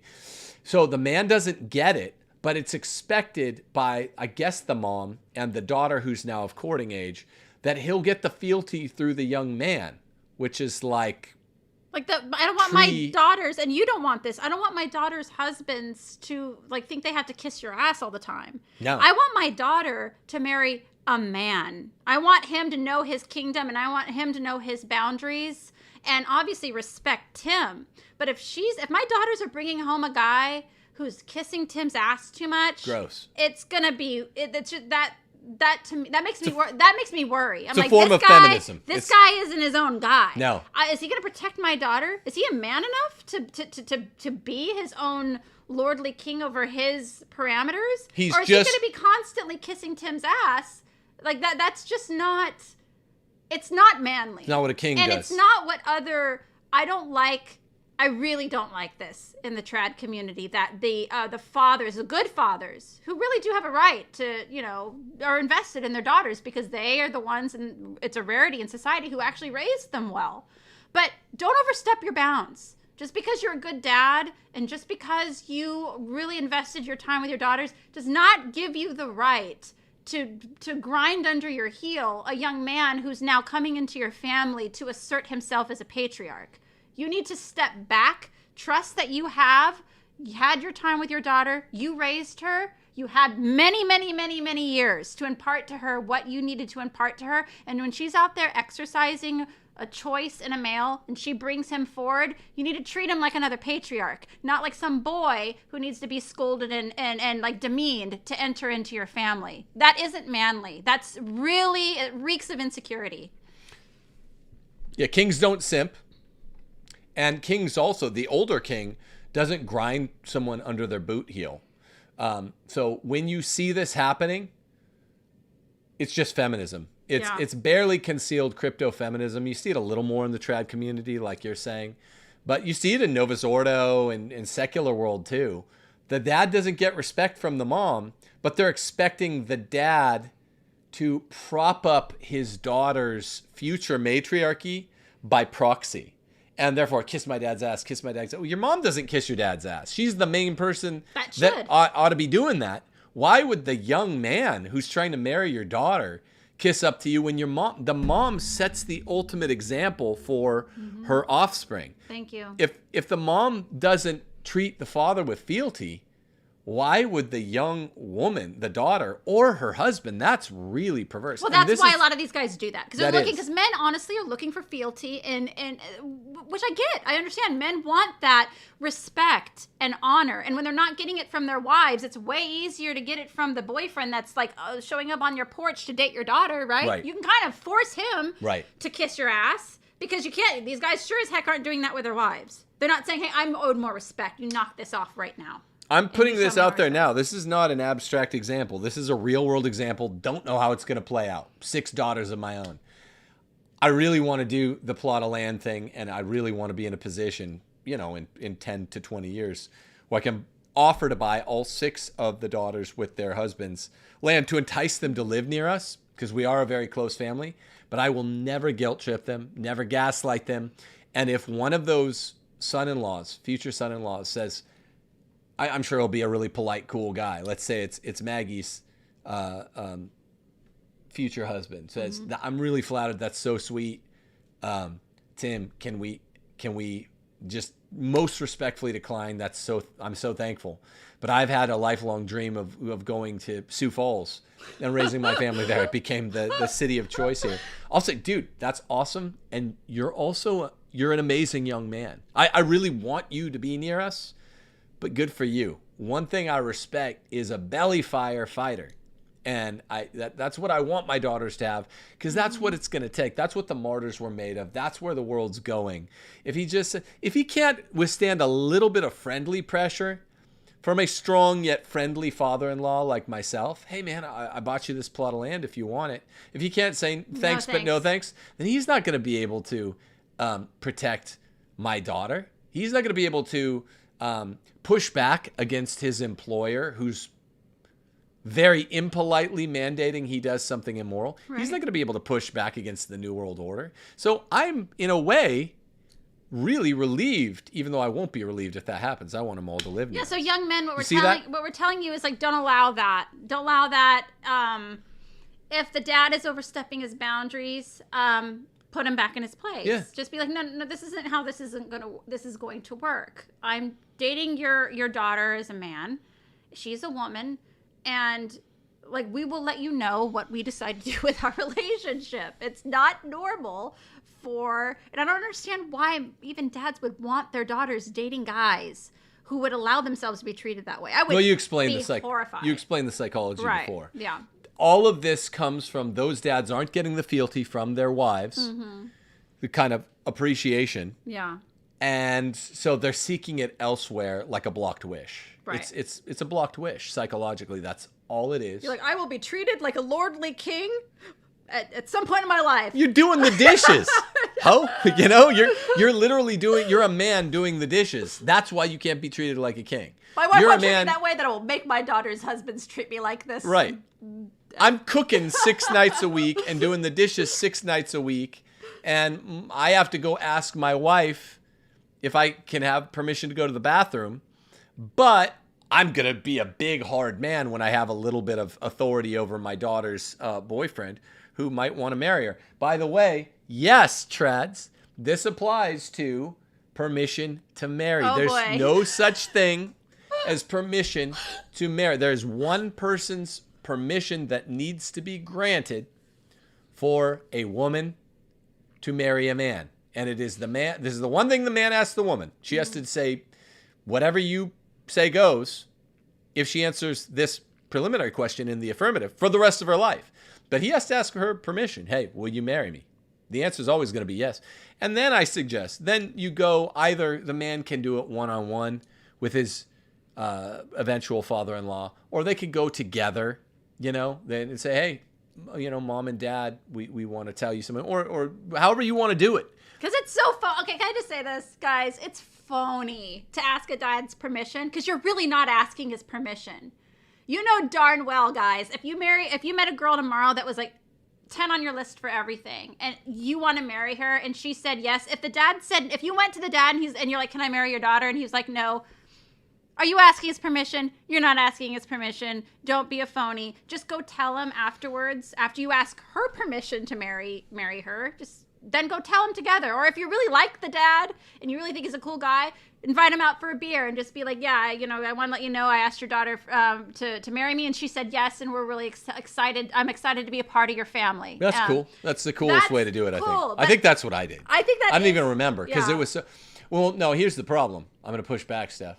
That might not be phony. I've met some people in trad community. The young man asked the patriarch, probably ruled over by his wife, can I take your daughter's hand in marriage? And the dad shut him down. And then the kid, who, not that big of a surprise, tucked his tail between his legs and went off. We've talked to 2 of them. Oh, no, this was I don't remember when we still lived in really. Bakersfield. We talked to 2 young men like this. That's a bullet dodged by the girl. Because if a young, strong man with a strong back can be deterred by some old man, then... He wasn't his own man to begin with. He wasn't his own man. Kind of we're saying, young men dump these girls if they do the following 10 things. Yeah. That young girl dodged a bullet. The young man should be like, no, we'll let your dad know what I set in motion. I'm the man in my household. Thank you. Later, we'll let him know. We'll let him know in due course. But also, here's the thing. Other people shouldn't know before 2 people. 2 people matter in this equation, and there should be fire chemistry between you 2. To hell with everybody else. Sorry to say it. But it should be you 2 with electric chemistry, and you just are dying to marry each other and give your lives to one another in different ways, complementarian ways. That's what's fire. No one else should damn well know you plan on marrying this girl before you ask. Until she knows. She deserves that. I'm sounding more like a feminist. Yeah, honestly, I know. It's like I would be kind of upset if somebody was knowing that you were going to do this before. You're getting permission from other people to like ask, this is our lives together. I should be the first one that hears and knows that you want to marry me. So that we can talk about it together and I could give you my affirmative yes. My father? It's like, what are you talking about? Because I know darn well if my dad said no, you would have definitely, we would just moved on ahead. And then what is this like dog and pony show that these guys are putting themselves through just to I think what it is they're trying to show respect to the father, but they're so unoriginal and clueless on how actually to do that. You respect a man by treating his daughter well and giving her what is owed to her. He doesn't need the details. He doesn't need It's the blind leading the blind. Look, these are cucked father-in-laws. Sorry, I'm just going to say it. I don't care whether you go to Latin Mass. These are 99, I go to Latin Mass too. 99% of them cucked future father-in-laws. 99% of them are cucked son-in-laws. And they're probably going to raise cucked children. That's the reality. We're trying to turn this around. Yeah. I've done a damn thing about it. But right now, the situation in 2023, AD, late year, November, is 98% of these people are total cucks.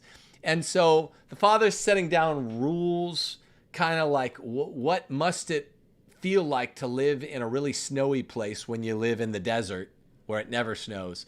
They're coming up with their fabrications for what it would be like to live in a world of fealty and patriarchy, and they have no clue. They're the ones leading you. It's the blind leading the blind, and you're trying to imagine. It's like someone that has no taste buds describing what cheesecake tastes like. These men who are like, oh, you ask me, I'm the father.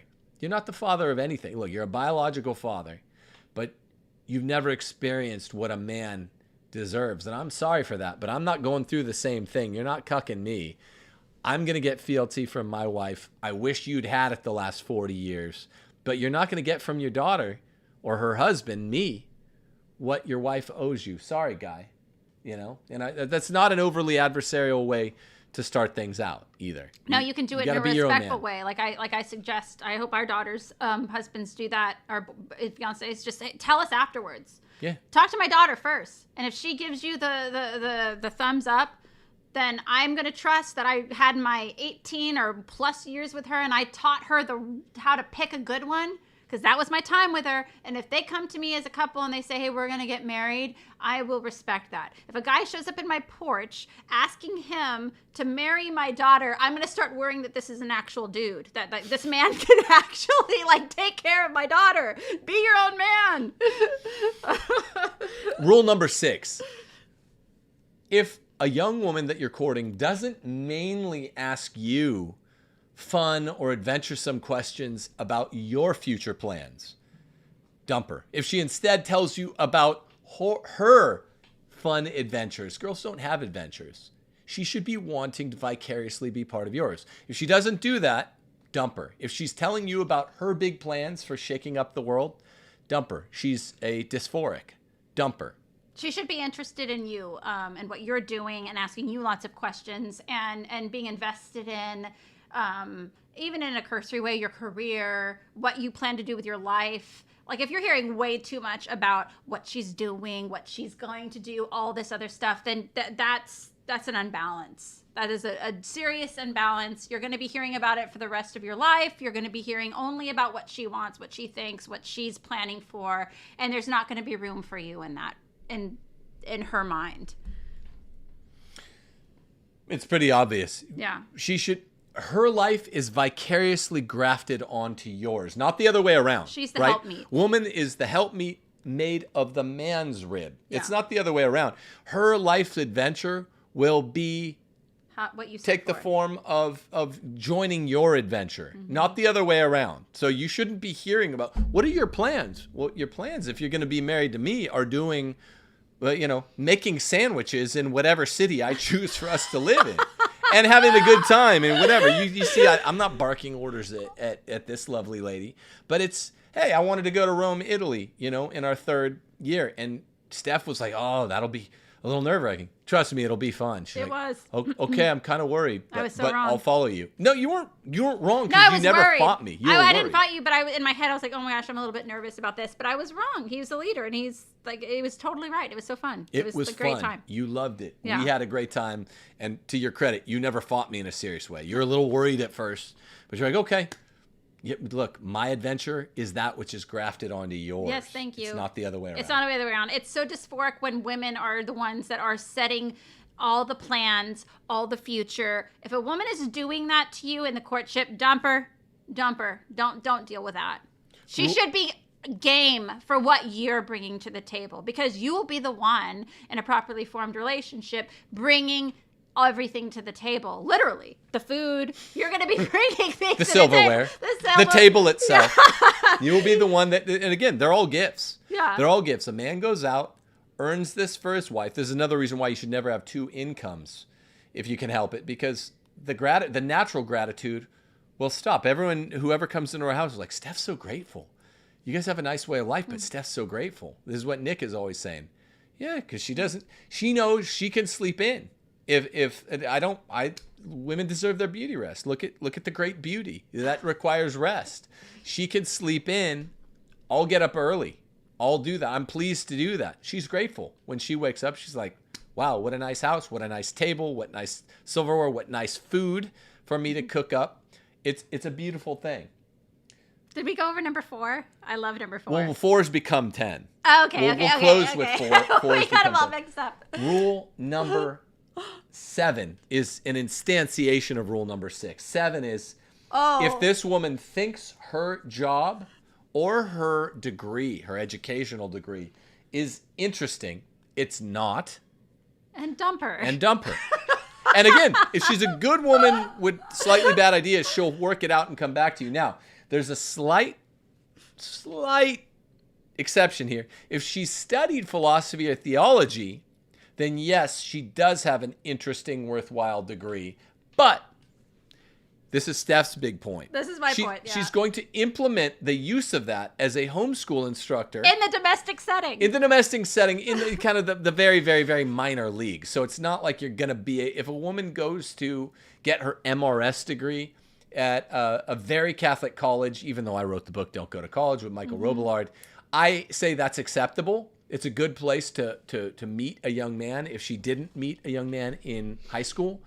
And she's not wasting her time with philosophy or theology. These are always beautiful degrees out of a Catholic college that's faithful. But she's not going to go deep into the studies. These are masculine studies. So she'll have a cursory knowledge of them. That'll make for good conversation. And it will make her able to teach the younger children at home. So yes, that's an interesting thing for her to study, but it will be, a woman dabbling very temporarily, 2 years at most, in a man's world. And so that's not boring. You can encourage that. That's interesting. But most of the time, this will take the form of a woman telling you about her marketing job after she got a marketing degree. Her time in college.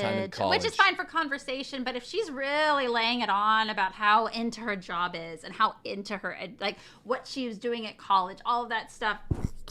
Dump her.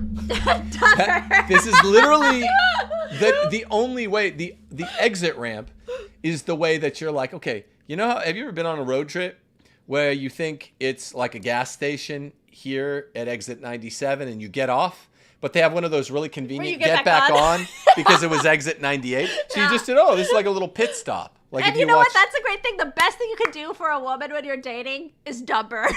Dump her. You will find out really fast how cool she is. Because if she's cool, she'll be like, oh, I'm missing out on a great guy. I was acting like a brat. I really need to work it out a little bit here. And I need to come back and be like, okay, I'm not going to do that anymore. Sorry for acting like a brat. There's so many times where I acted like a brat, where I was so worried that I was going to lose Tim, that if I said something dumb like, yeah, I'm going to go and do X, Y, or Z. And you're like, what are you talking about? I'm like, yeah, that's true. That was dumb. Never mind. Strike that from the record. One time we were in the back of her dad's car and we were first dating. And he put on the Beatles. I hate the Beatles. Oh, yeah. And he's like this song? I was like, no, I absolutely hate it with all of my soul. Sorry. And she was like kind of kicking me. Not hard. Not like a feminist. But she was towing me. And I was like, I moved the toe. I was like, This is my world, right? No, this is his car. I may be in the back seat. I'm a passenger. This is the Tim show. This is the Tim show. If you want to be with me, I'm first in rank. And I got it right away, guys. And the Beatles in this household are not allowed. A laughing stock, as they are everywhere now. Sorry, boomers. They're going bye-bye. I want to hold your hand no more. I want to hold your hand never. Never. So that, and again, Steph's dad is cool and young at heart in a lot of ways, and we share a lot of actual interests. Told Tim more interest than most sons-in-law with their father. He likes skateboarding, surfing, boxing, music. Cool father-in-law in a lot of ways. But he likes a vast array of music. As a former musician, and he's a musician, he just likes almost everything. So we like lots of the same music. But it was fine for him to see, oh, wow, this is a man. This is a man in the 21st century. My daughter, and he said this since then, wow, like you just, and I didn't say it in a rude way. I was just like, no, I definitely don't like the Beatles. You know? Yeah, no, it was good. It was good for me to hear that, that you were going to assert yourself like that. And that, and in that moment, I realized like, oh, like, this is good. Like, it was uncomfortable for me because I was like, oh, my dad likes the Beatles. Oh my gosh, what's going to happen? But then it was like, you know what? This is actually really good. This taught me a lesson. It's like, you know what? I need to be with this guy here. And whatever he is saying that he has a right to say what he likes and he doesn't like. And I need to support that. So, yeah, that was, I forgot where we got off here, but. Her degree is not interesting. Oh, yeah. Her job sucks. No one wants to hear about a woman working. No, it's not like a vocation. Even a man's job is not his vocation. The worst thing in the world, they should play this at Guantanamo Bay instead of Britney Spears. Just a woman with a career talking about how she loves her job. Also, they should play a woman with a career talking about how she hates her job and crying about it. It's hell. It's hell on earth. No man wants to hear it. And if the man sits there and listens to you talk about your job, you should probably dump him. Yeah. You should dump each other. You could both do better. Yeah. If you're a woman talking about your job and the man is listening to you, then both of you need to pay your separate checks and leave. Because you both suck. You're both horrible. You're both the worst. You need a man that's like, excuse me, miss, shut up for a second. Shut up. I don't care about your job. I don't want to ever hear about it again. No, I don't care. But here's the thing. I'm a very honest person. Most of these guys, let's say we went to the local romantic Italian restaurant, Lady and the Tramp style spaghetti. All these young lovers, here's the thing. Look at all of them. Look at them in the eye. I want you to look up and down these tables of young lovers. All of these men are fucking liars. So they're saying whatever they have to have premarital sex. See, I'm a full man. I'm a whole man, right? And what young men out there should say is, I don't have premarital sex, and therefore I'm in the driver's seat. It's called weaponized chastity, and I say what I want and how it's going to be. And how I say it's going to be is how it's going to be, and it's going to be phenomenal. And either it's you going to get be a the ride of woman your that's life. going to do that, and you're going to meet a woman that's going to be on board for that, or dump her. And you'll find another woman that'll have the adventure, the ride of her life on your bandwagon, young man. Yes, if you have sir. this kind of dynamic confidence, then it's irrepressible. Yep. And that's what you say. Look at all these other men here that are saying, oh, cool job. You're the executive secretary for this, the shoe corporation's vice president in sales and marketing. That's so good. Oh, okay. And your sister has a similar job and you guys have a competition for who can get the salary raise first.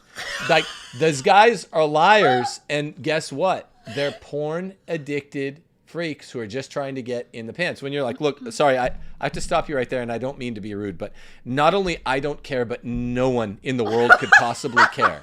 You're a woman. You seem like a very good woman, and I'm trying to work this out with you.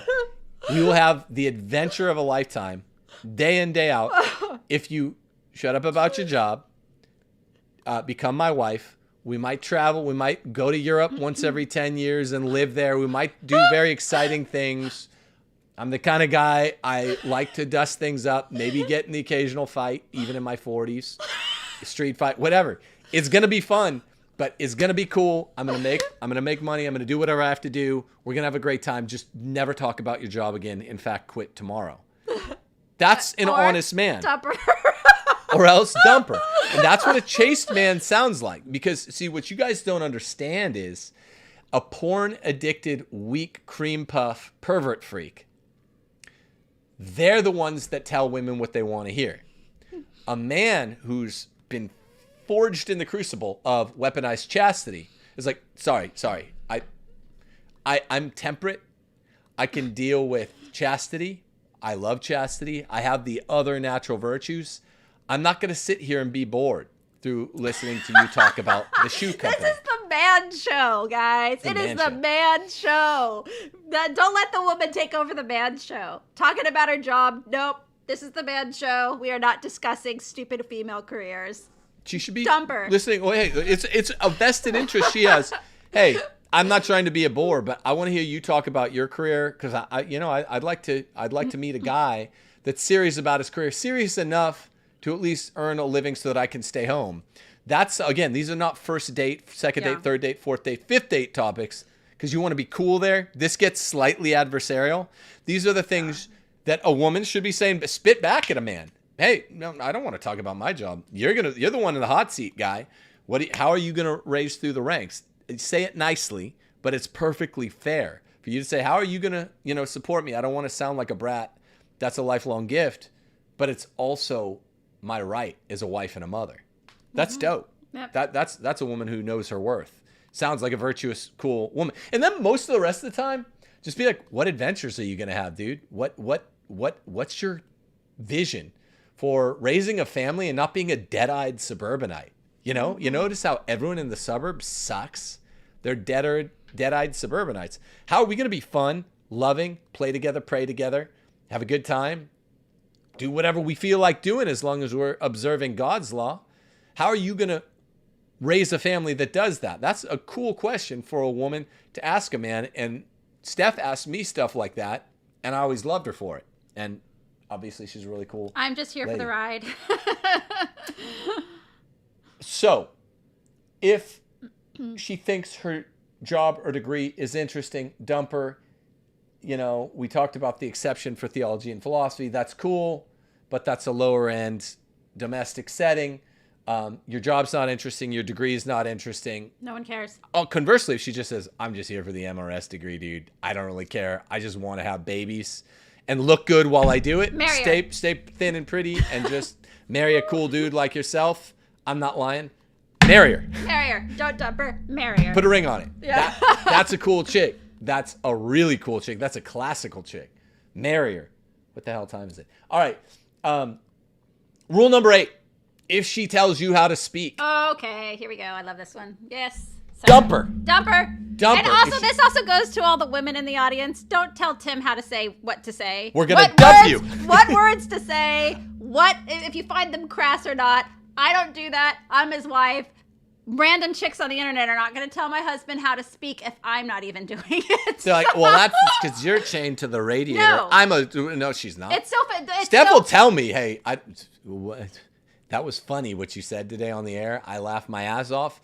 People went nuts, but it's hilarious. She'll tell me that later, and I might think, oh, I didn't even know that because I don't look at the comments while I'm going. But she never is like, you need to speak more charitable. Telling women, I'm just going to say this as a PSA, stop telling men how to speak. You're trying to feminize men.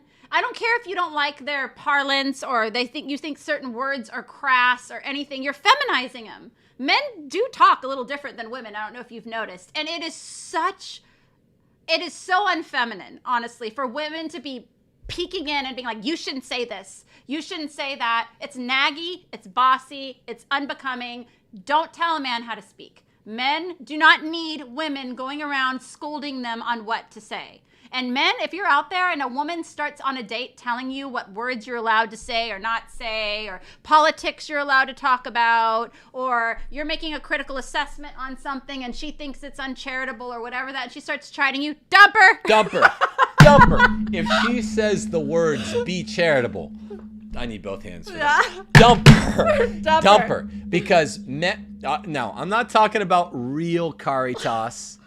These broads don't have a clue. Most of the feminized men out there don't have a clue. They have no love in their heart whatsoever. The people saying be charitable.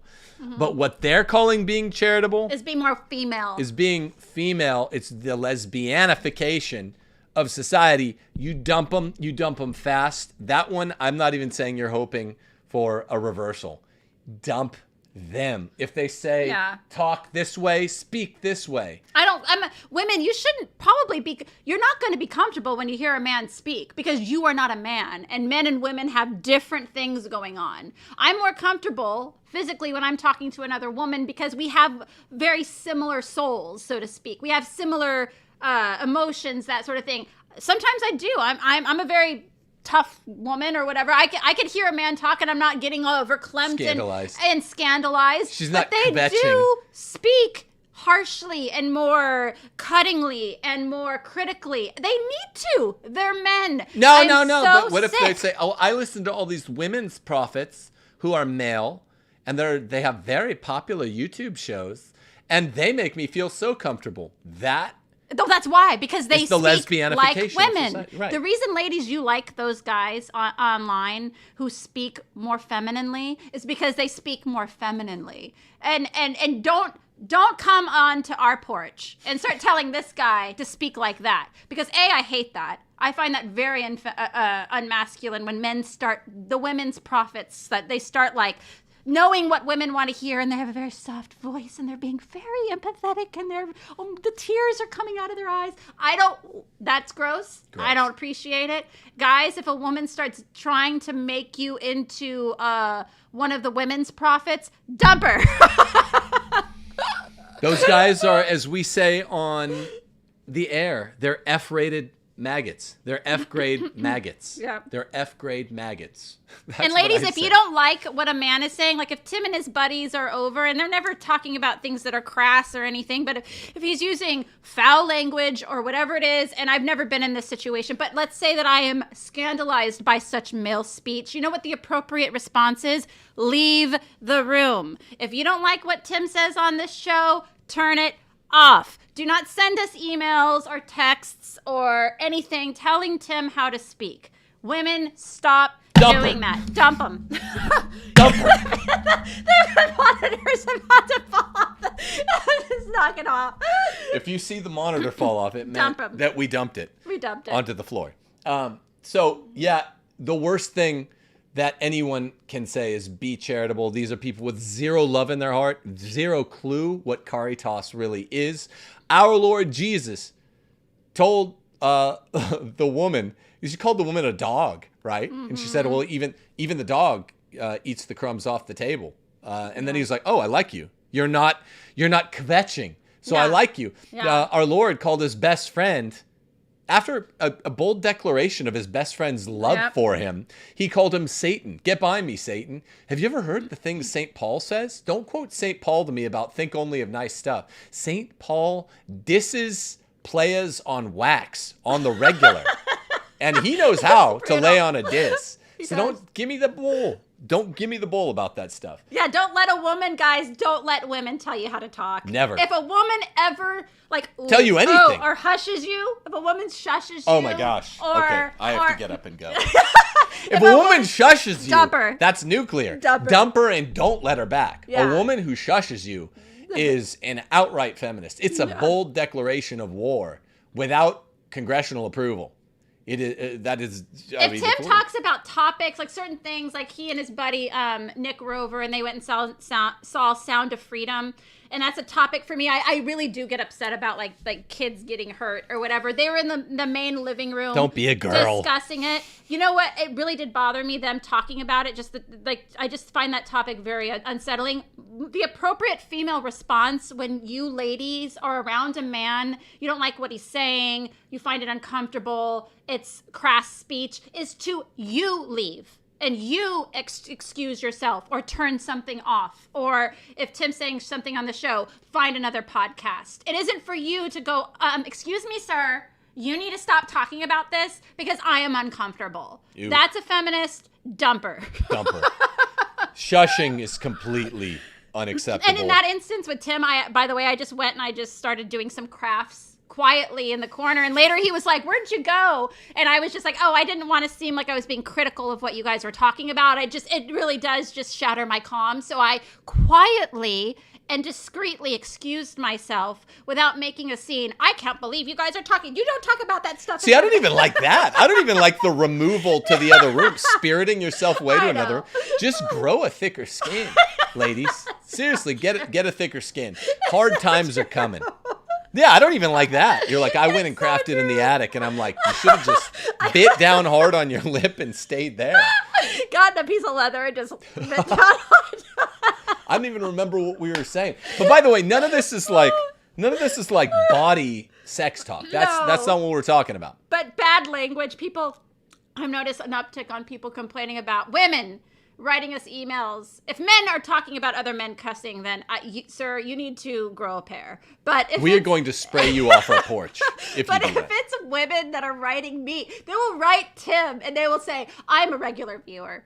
And I find your speech undignified. And sometimes I'll read these emails and I'm just like, who the hell do you think you are? I'm his wife, and I'm not even telling him that. You sure as hell don't have the right to come in here and start telling my husband what words he can and cannot say. If you don't like the words he says, you are more than welcome to find an entirely different podcast to listen to. No, just be like, if you don't like the words he says, he's going to dump you.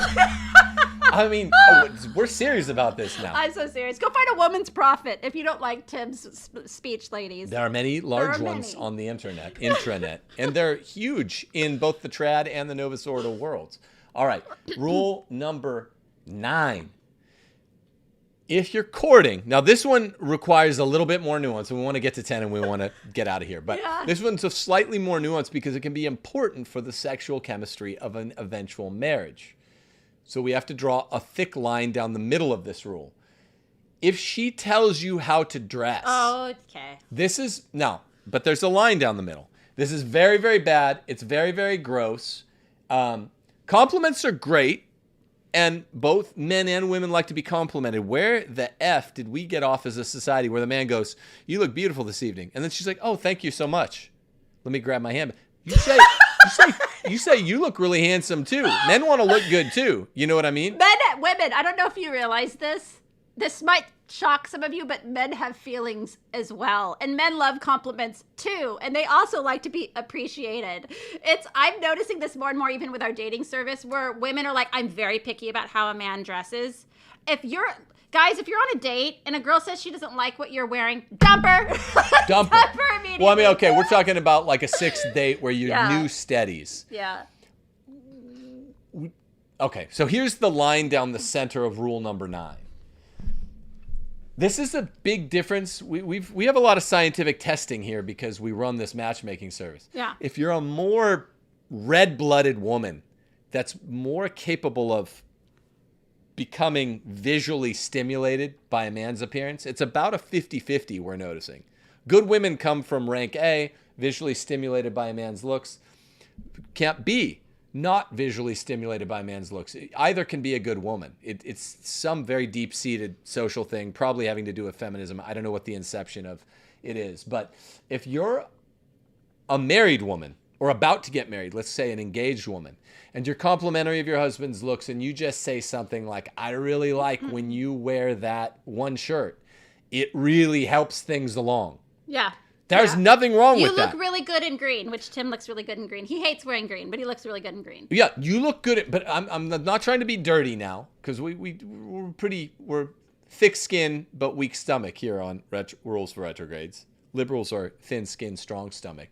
We're talking about sexual stuff, but it is about sexual chemistry once you're getting close to the wedding day and thereafter it's really important. Mm-hmm. So if a woman's like, look, you look good in this particular green shirt and it actually makes me hormonal.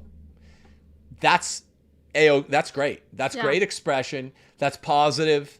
That's giving you a giant compliment. Hey, it's like, do more of that. Do more of that. Yeah. That works. And women, Steph's chapter is called Wear What He Likes, Do What He Likes, should be like, like if you're picky, men, we know there's an asymmetry between men and women. Men are obsessed with their wives' looks, if they have a pretty wife. And so they, it's very important to a man what a woman wears. So like, she's getting the payoff. If he's like, wear this, it makes me hormonal every time.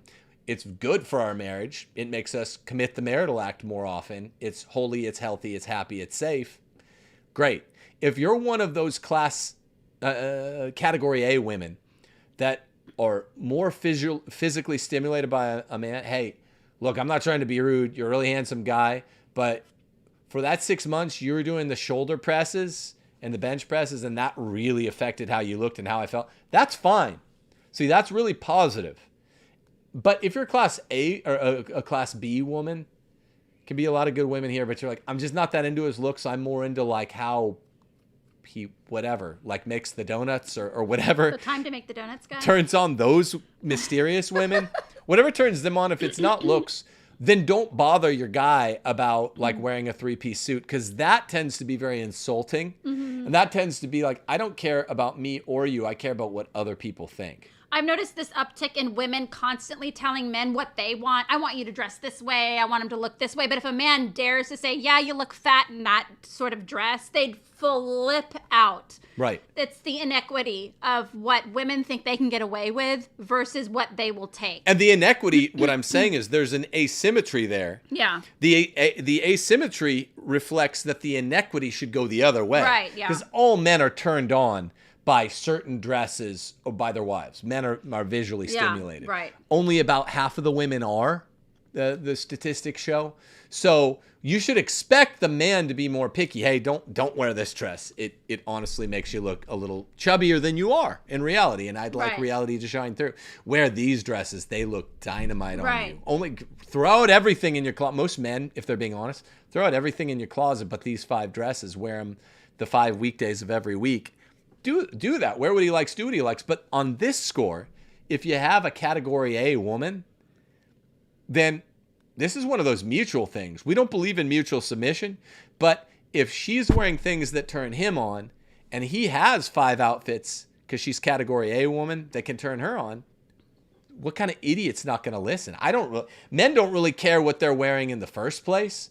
So if your wife's like, please wear this, it turns me on. That's a happy, healthy marriage, and that's a mutual submission area, even though mutual submission's BS. Guys, if you're dating a girl and she's immediately critiquing what you're wearing and is giving you suggestions on where to wear, dump her. Dump her. And you know what? I've seen this a lot like with women. Like, well, if you're a woman and you don't like the way like a man dresses, then go find a man that already dresses that way and then date him. It's so disrespectful to go up to a guy and just assume that he doesn't have feelings or he didn't. Adults typically put things on their bodies. And I'm sad I actually have to explain this to women.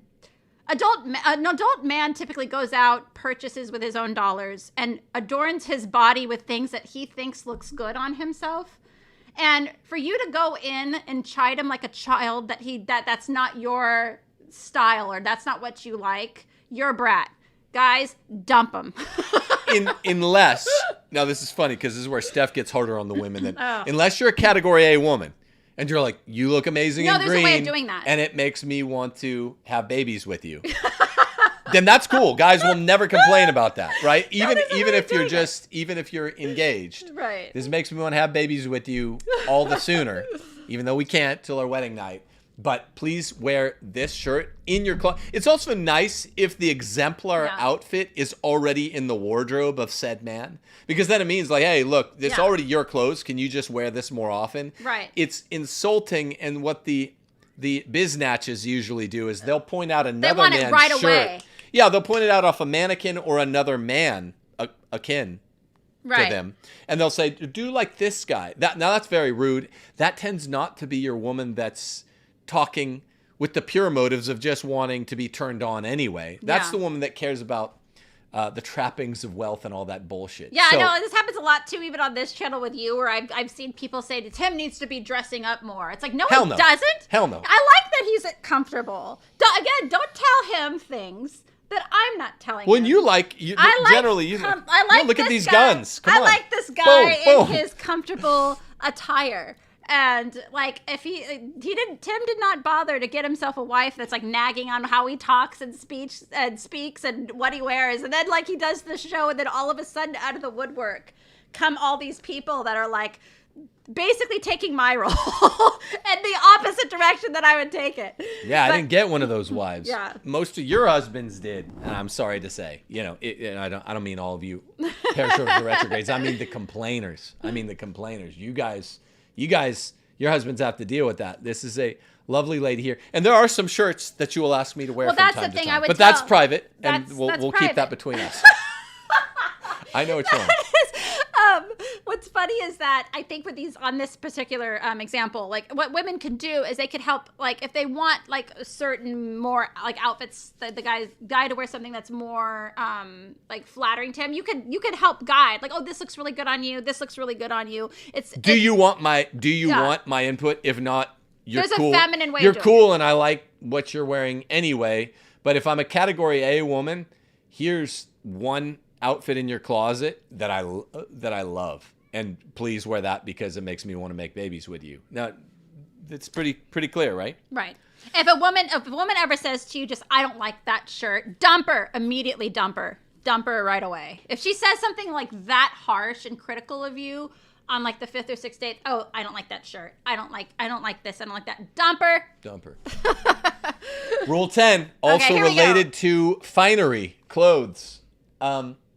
Social media. A woman on social media, particularly a woman who posts selfies on social media. I don't mean nudes, that even most of these young guys can figure out that's wrong. I'm talking about mass fit selfies and wanting and just looking at other girls' mass fit, their comparers. These tend to be category B women that are going to critique men's clothing because they're like, well, I was on Instagram looking at the dumper.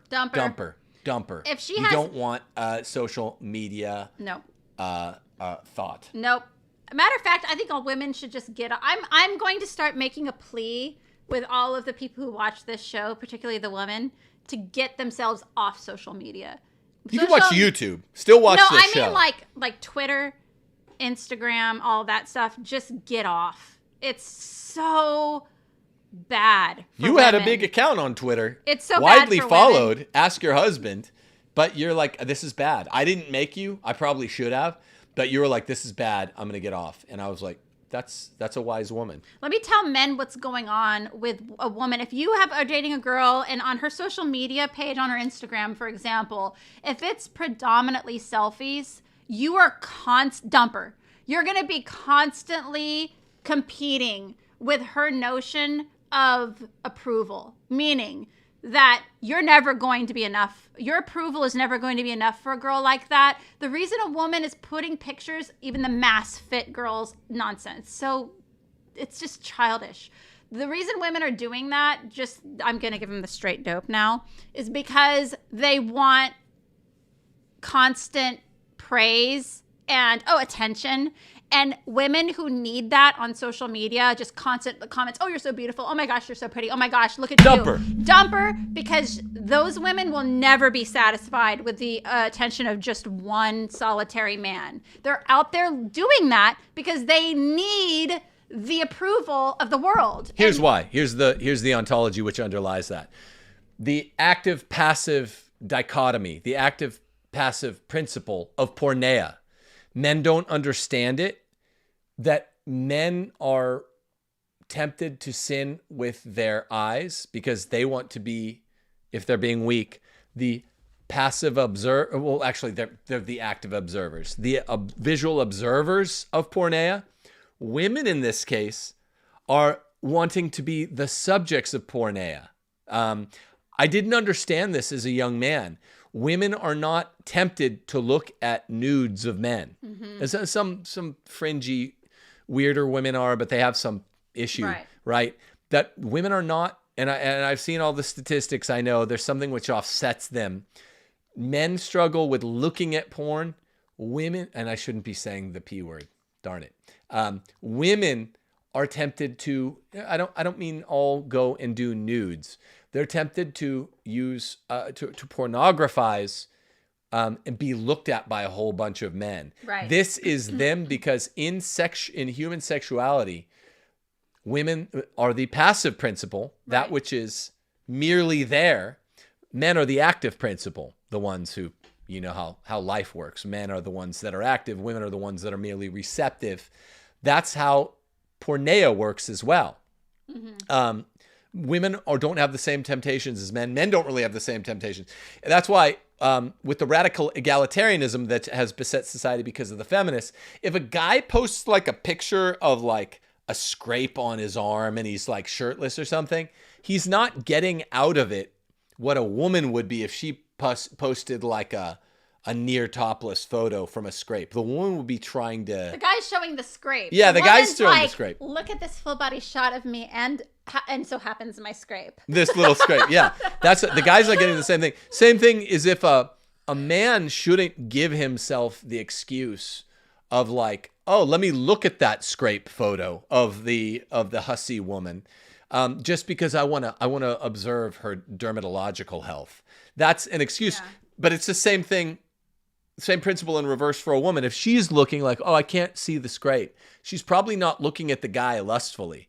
Her lustful act is being the subject of such a photo. Women get a lot of pleasure. It's just the truth of being the objects of porneia. That's what women are. They get a great amount of pleasure doing that. That's why we have such an epidemic of women all over social media, even the trad girls, the selfies. If you're a woman out there who's doing that, stop it. It's incredibly lame and stupid and babyish and childish. You look like a child. I mean, every time I see a woman that's doing like just tons of selfies, I'm like, you're a baby. And we know what you're doing. You know what you're doing. You'll get a gaggle of defenders from other passive porneia purveyors and other women, but everyone else knows what you're doing. Yeah, you're fishing for compliments, girls, ladies. We know what you're doing. It's lame. It's incredibly babyish. And guys, if you're dating a woman who does that, dump her. Dump her. She's got some security issues or insecurity, and she's going to be constantly looking for the world to give her approval, and your approval, even if you love her as much as you want to, is never going to be enough. Yep. If you have a girlfriend like that right now, tell her, stop it. Dump her. Tell her no social media, no more selfies. Give her the no from number one and see how she handles it. If she handles it like a lady, then you might have something there. If you're like, yeah, knock it off with the selfies. Everyone knows what you're doing. It's babyish and lame. And she's being a brat. Dump her.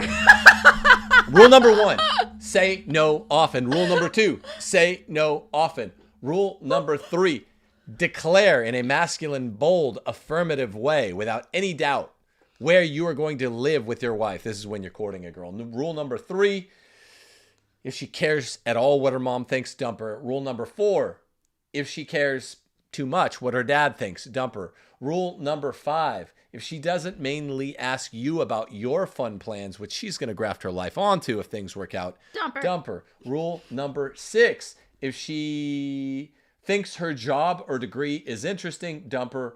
Rule number 7, if she tells you how to speak, dump her. Rule number 8, if she tells you how to dress, dump her. Rule number 9, if she's involved in social media or selfies, dump her. I think you went number 2, like you did number 1 for 2. Say no a lot. No, I said that twice. Where did I skip?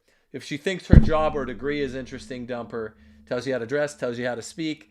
Doesn't mainly ask you for your ideas. Number 6. That's the one I think you missed. Yeah, I skipped him. We missed him.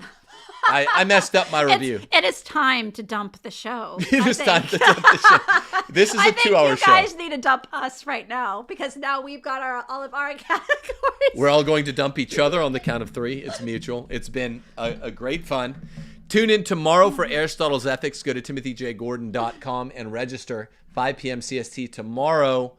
Don't dump that class, even though we're all dumping each other now. God bless you. Deus Volt. Peace. I'm going to dump the show right now. We're dumping each other.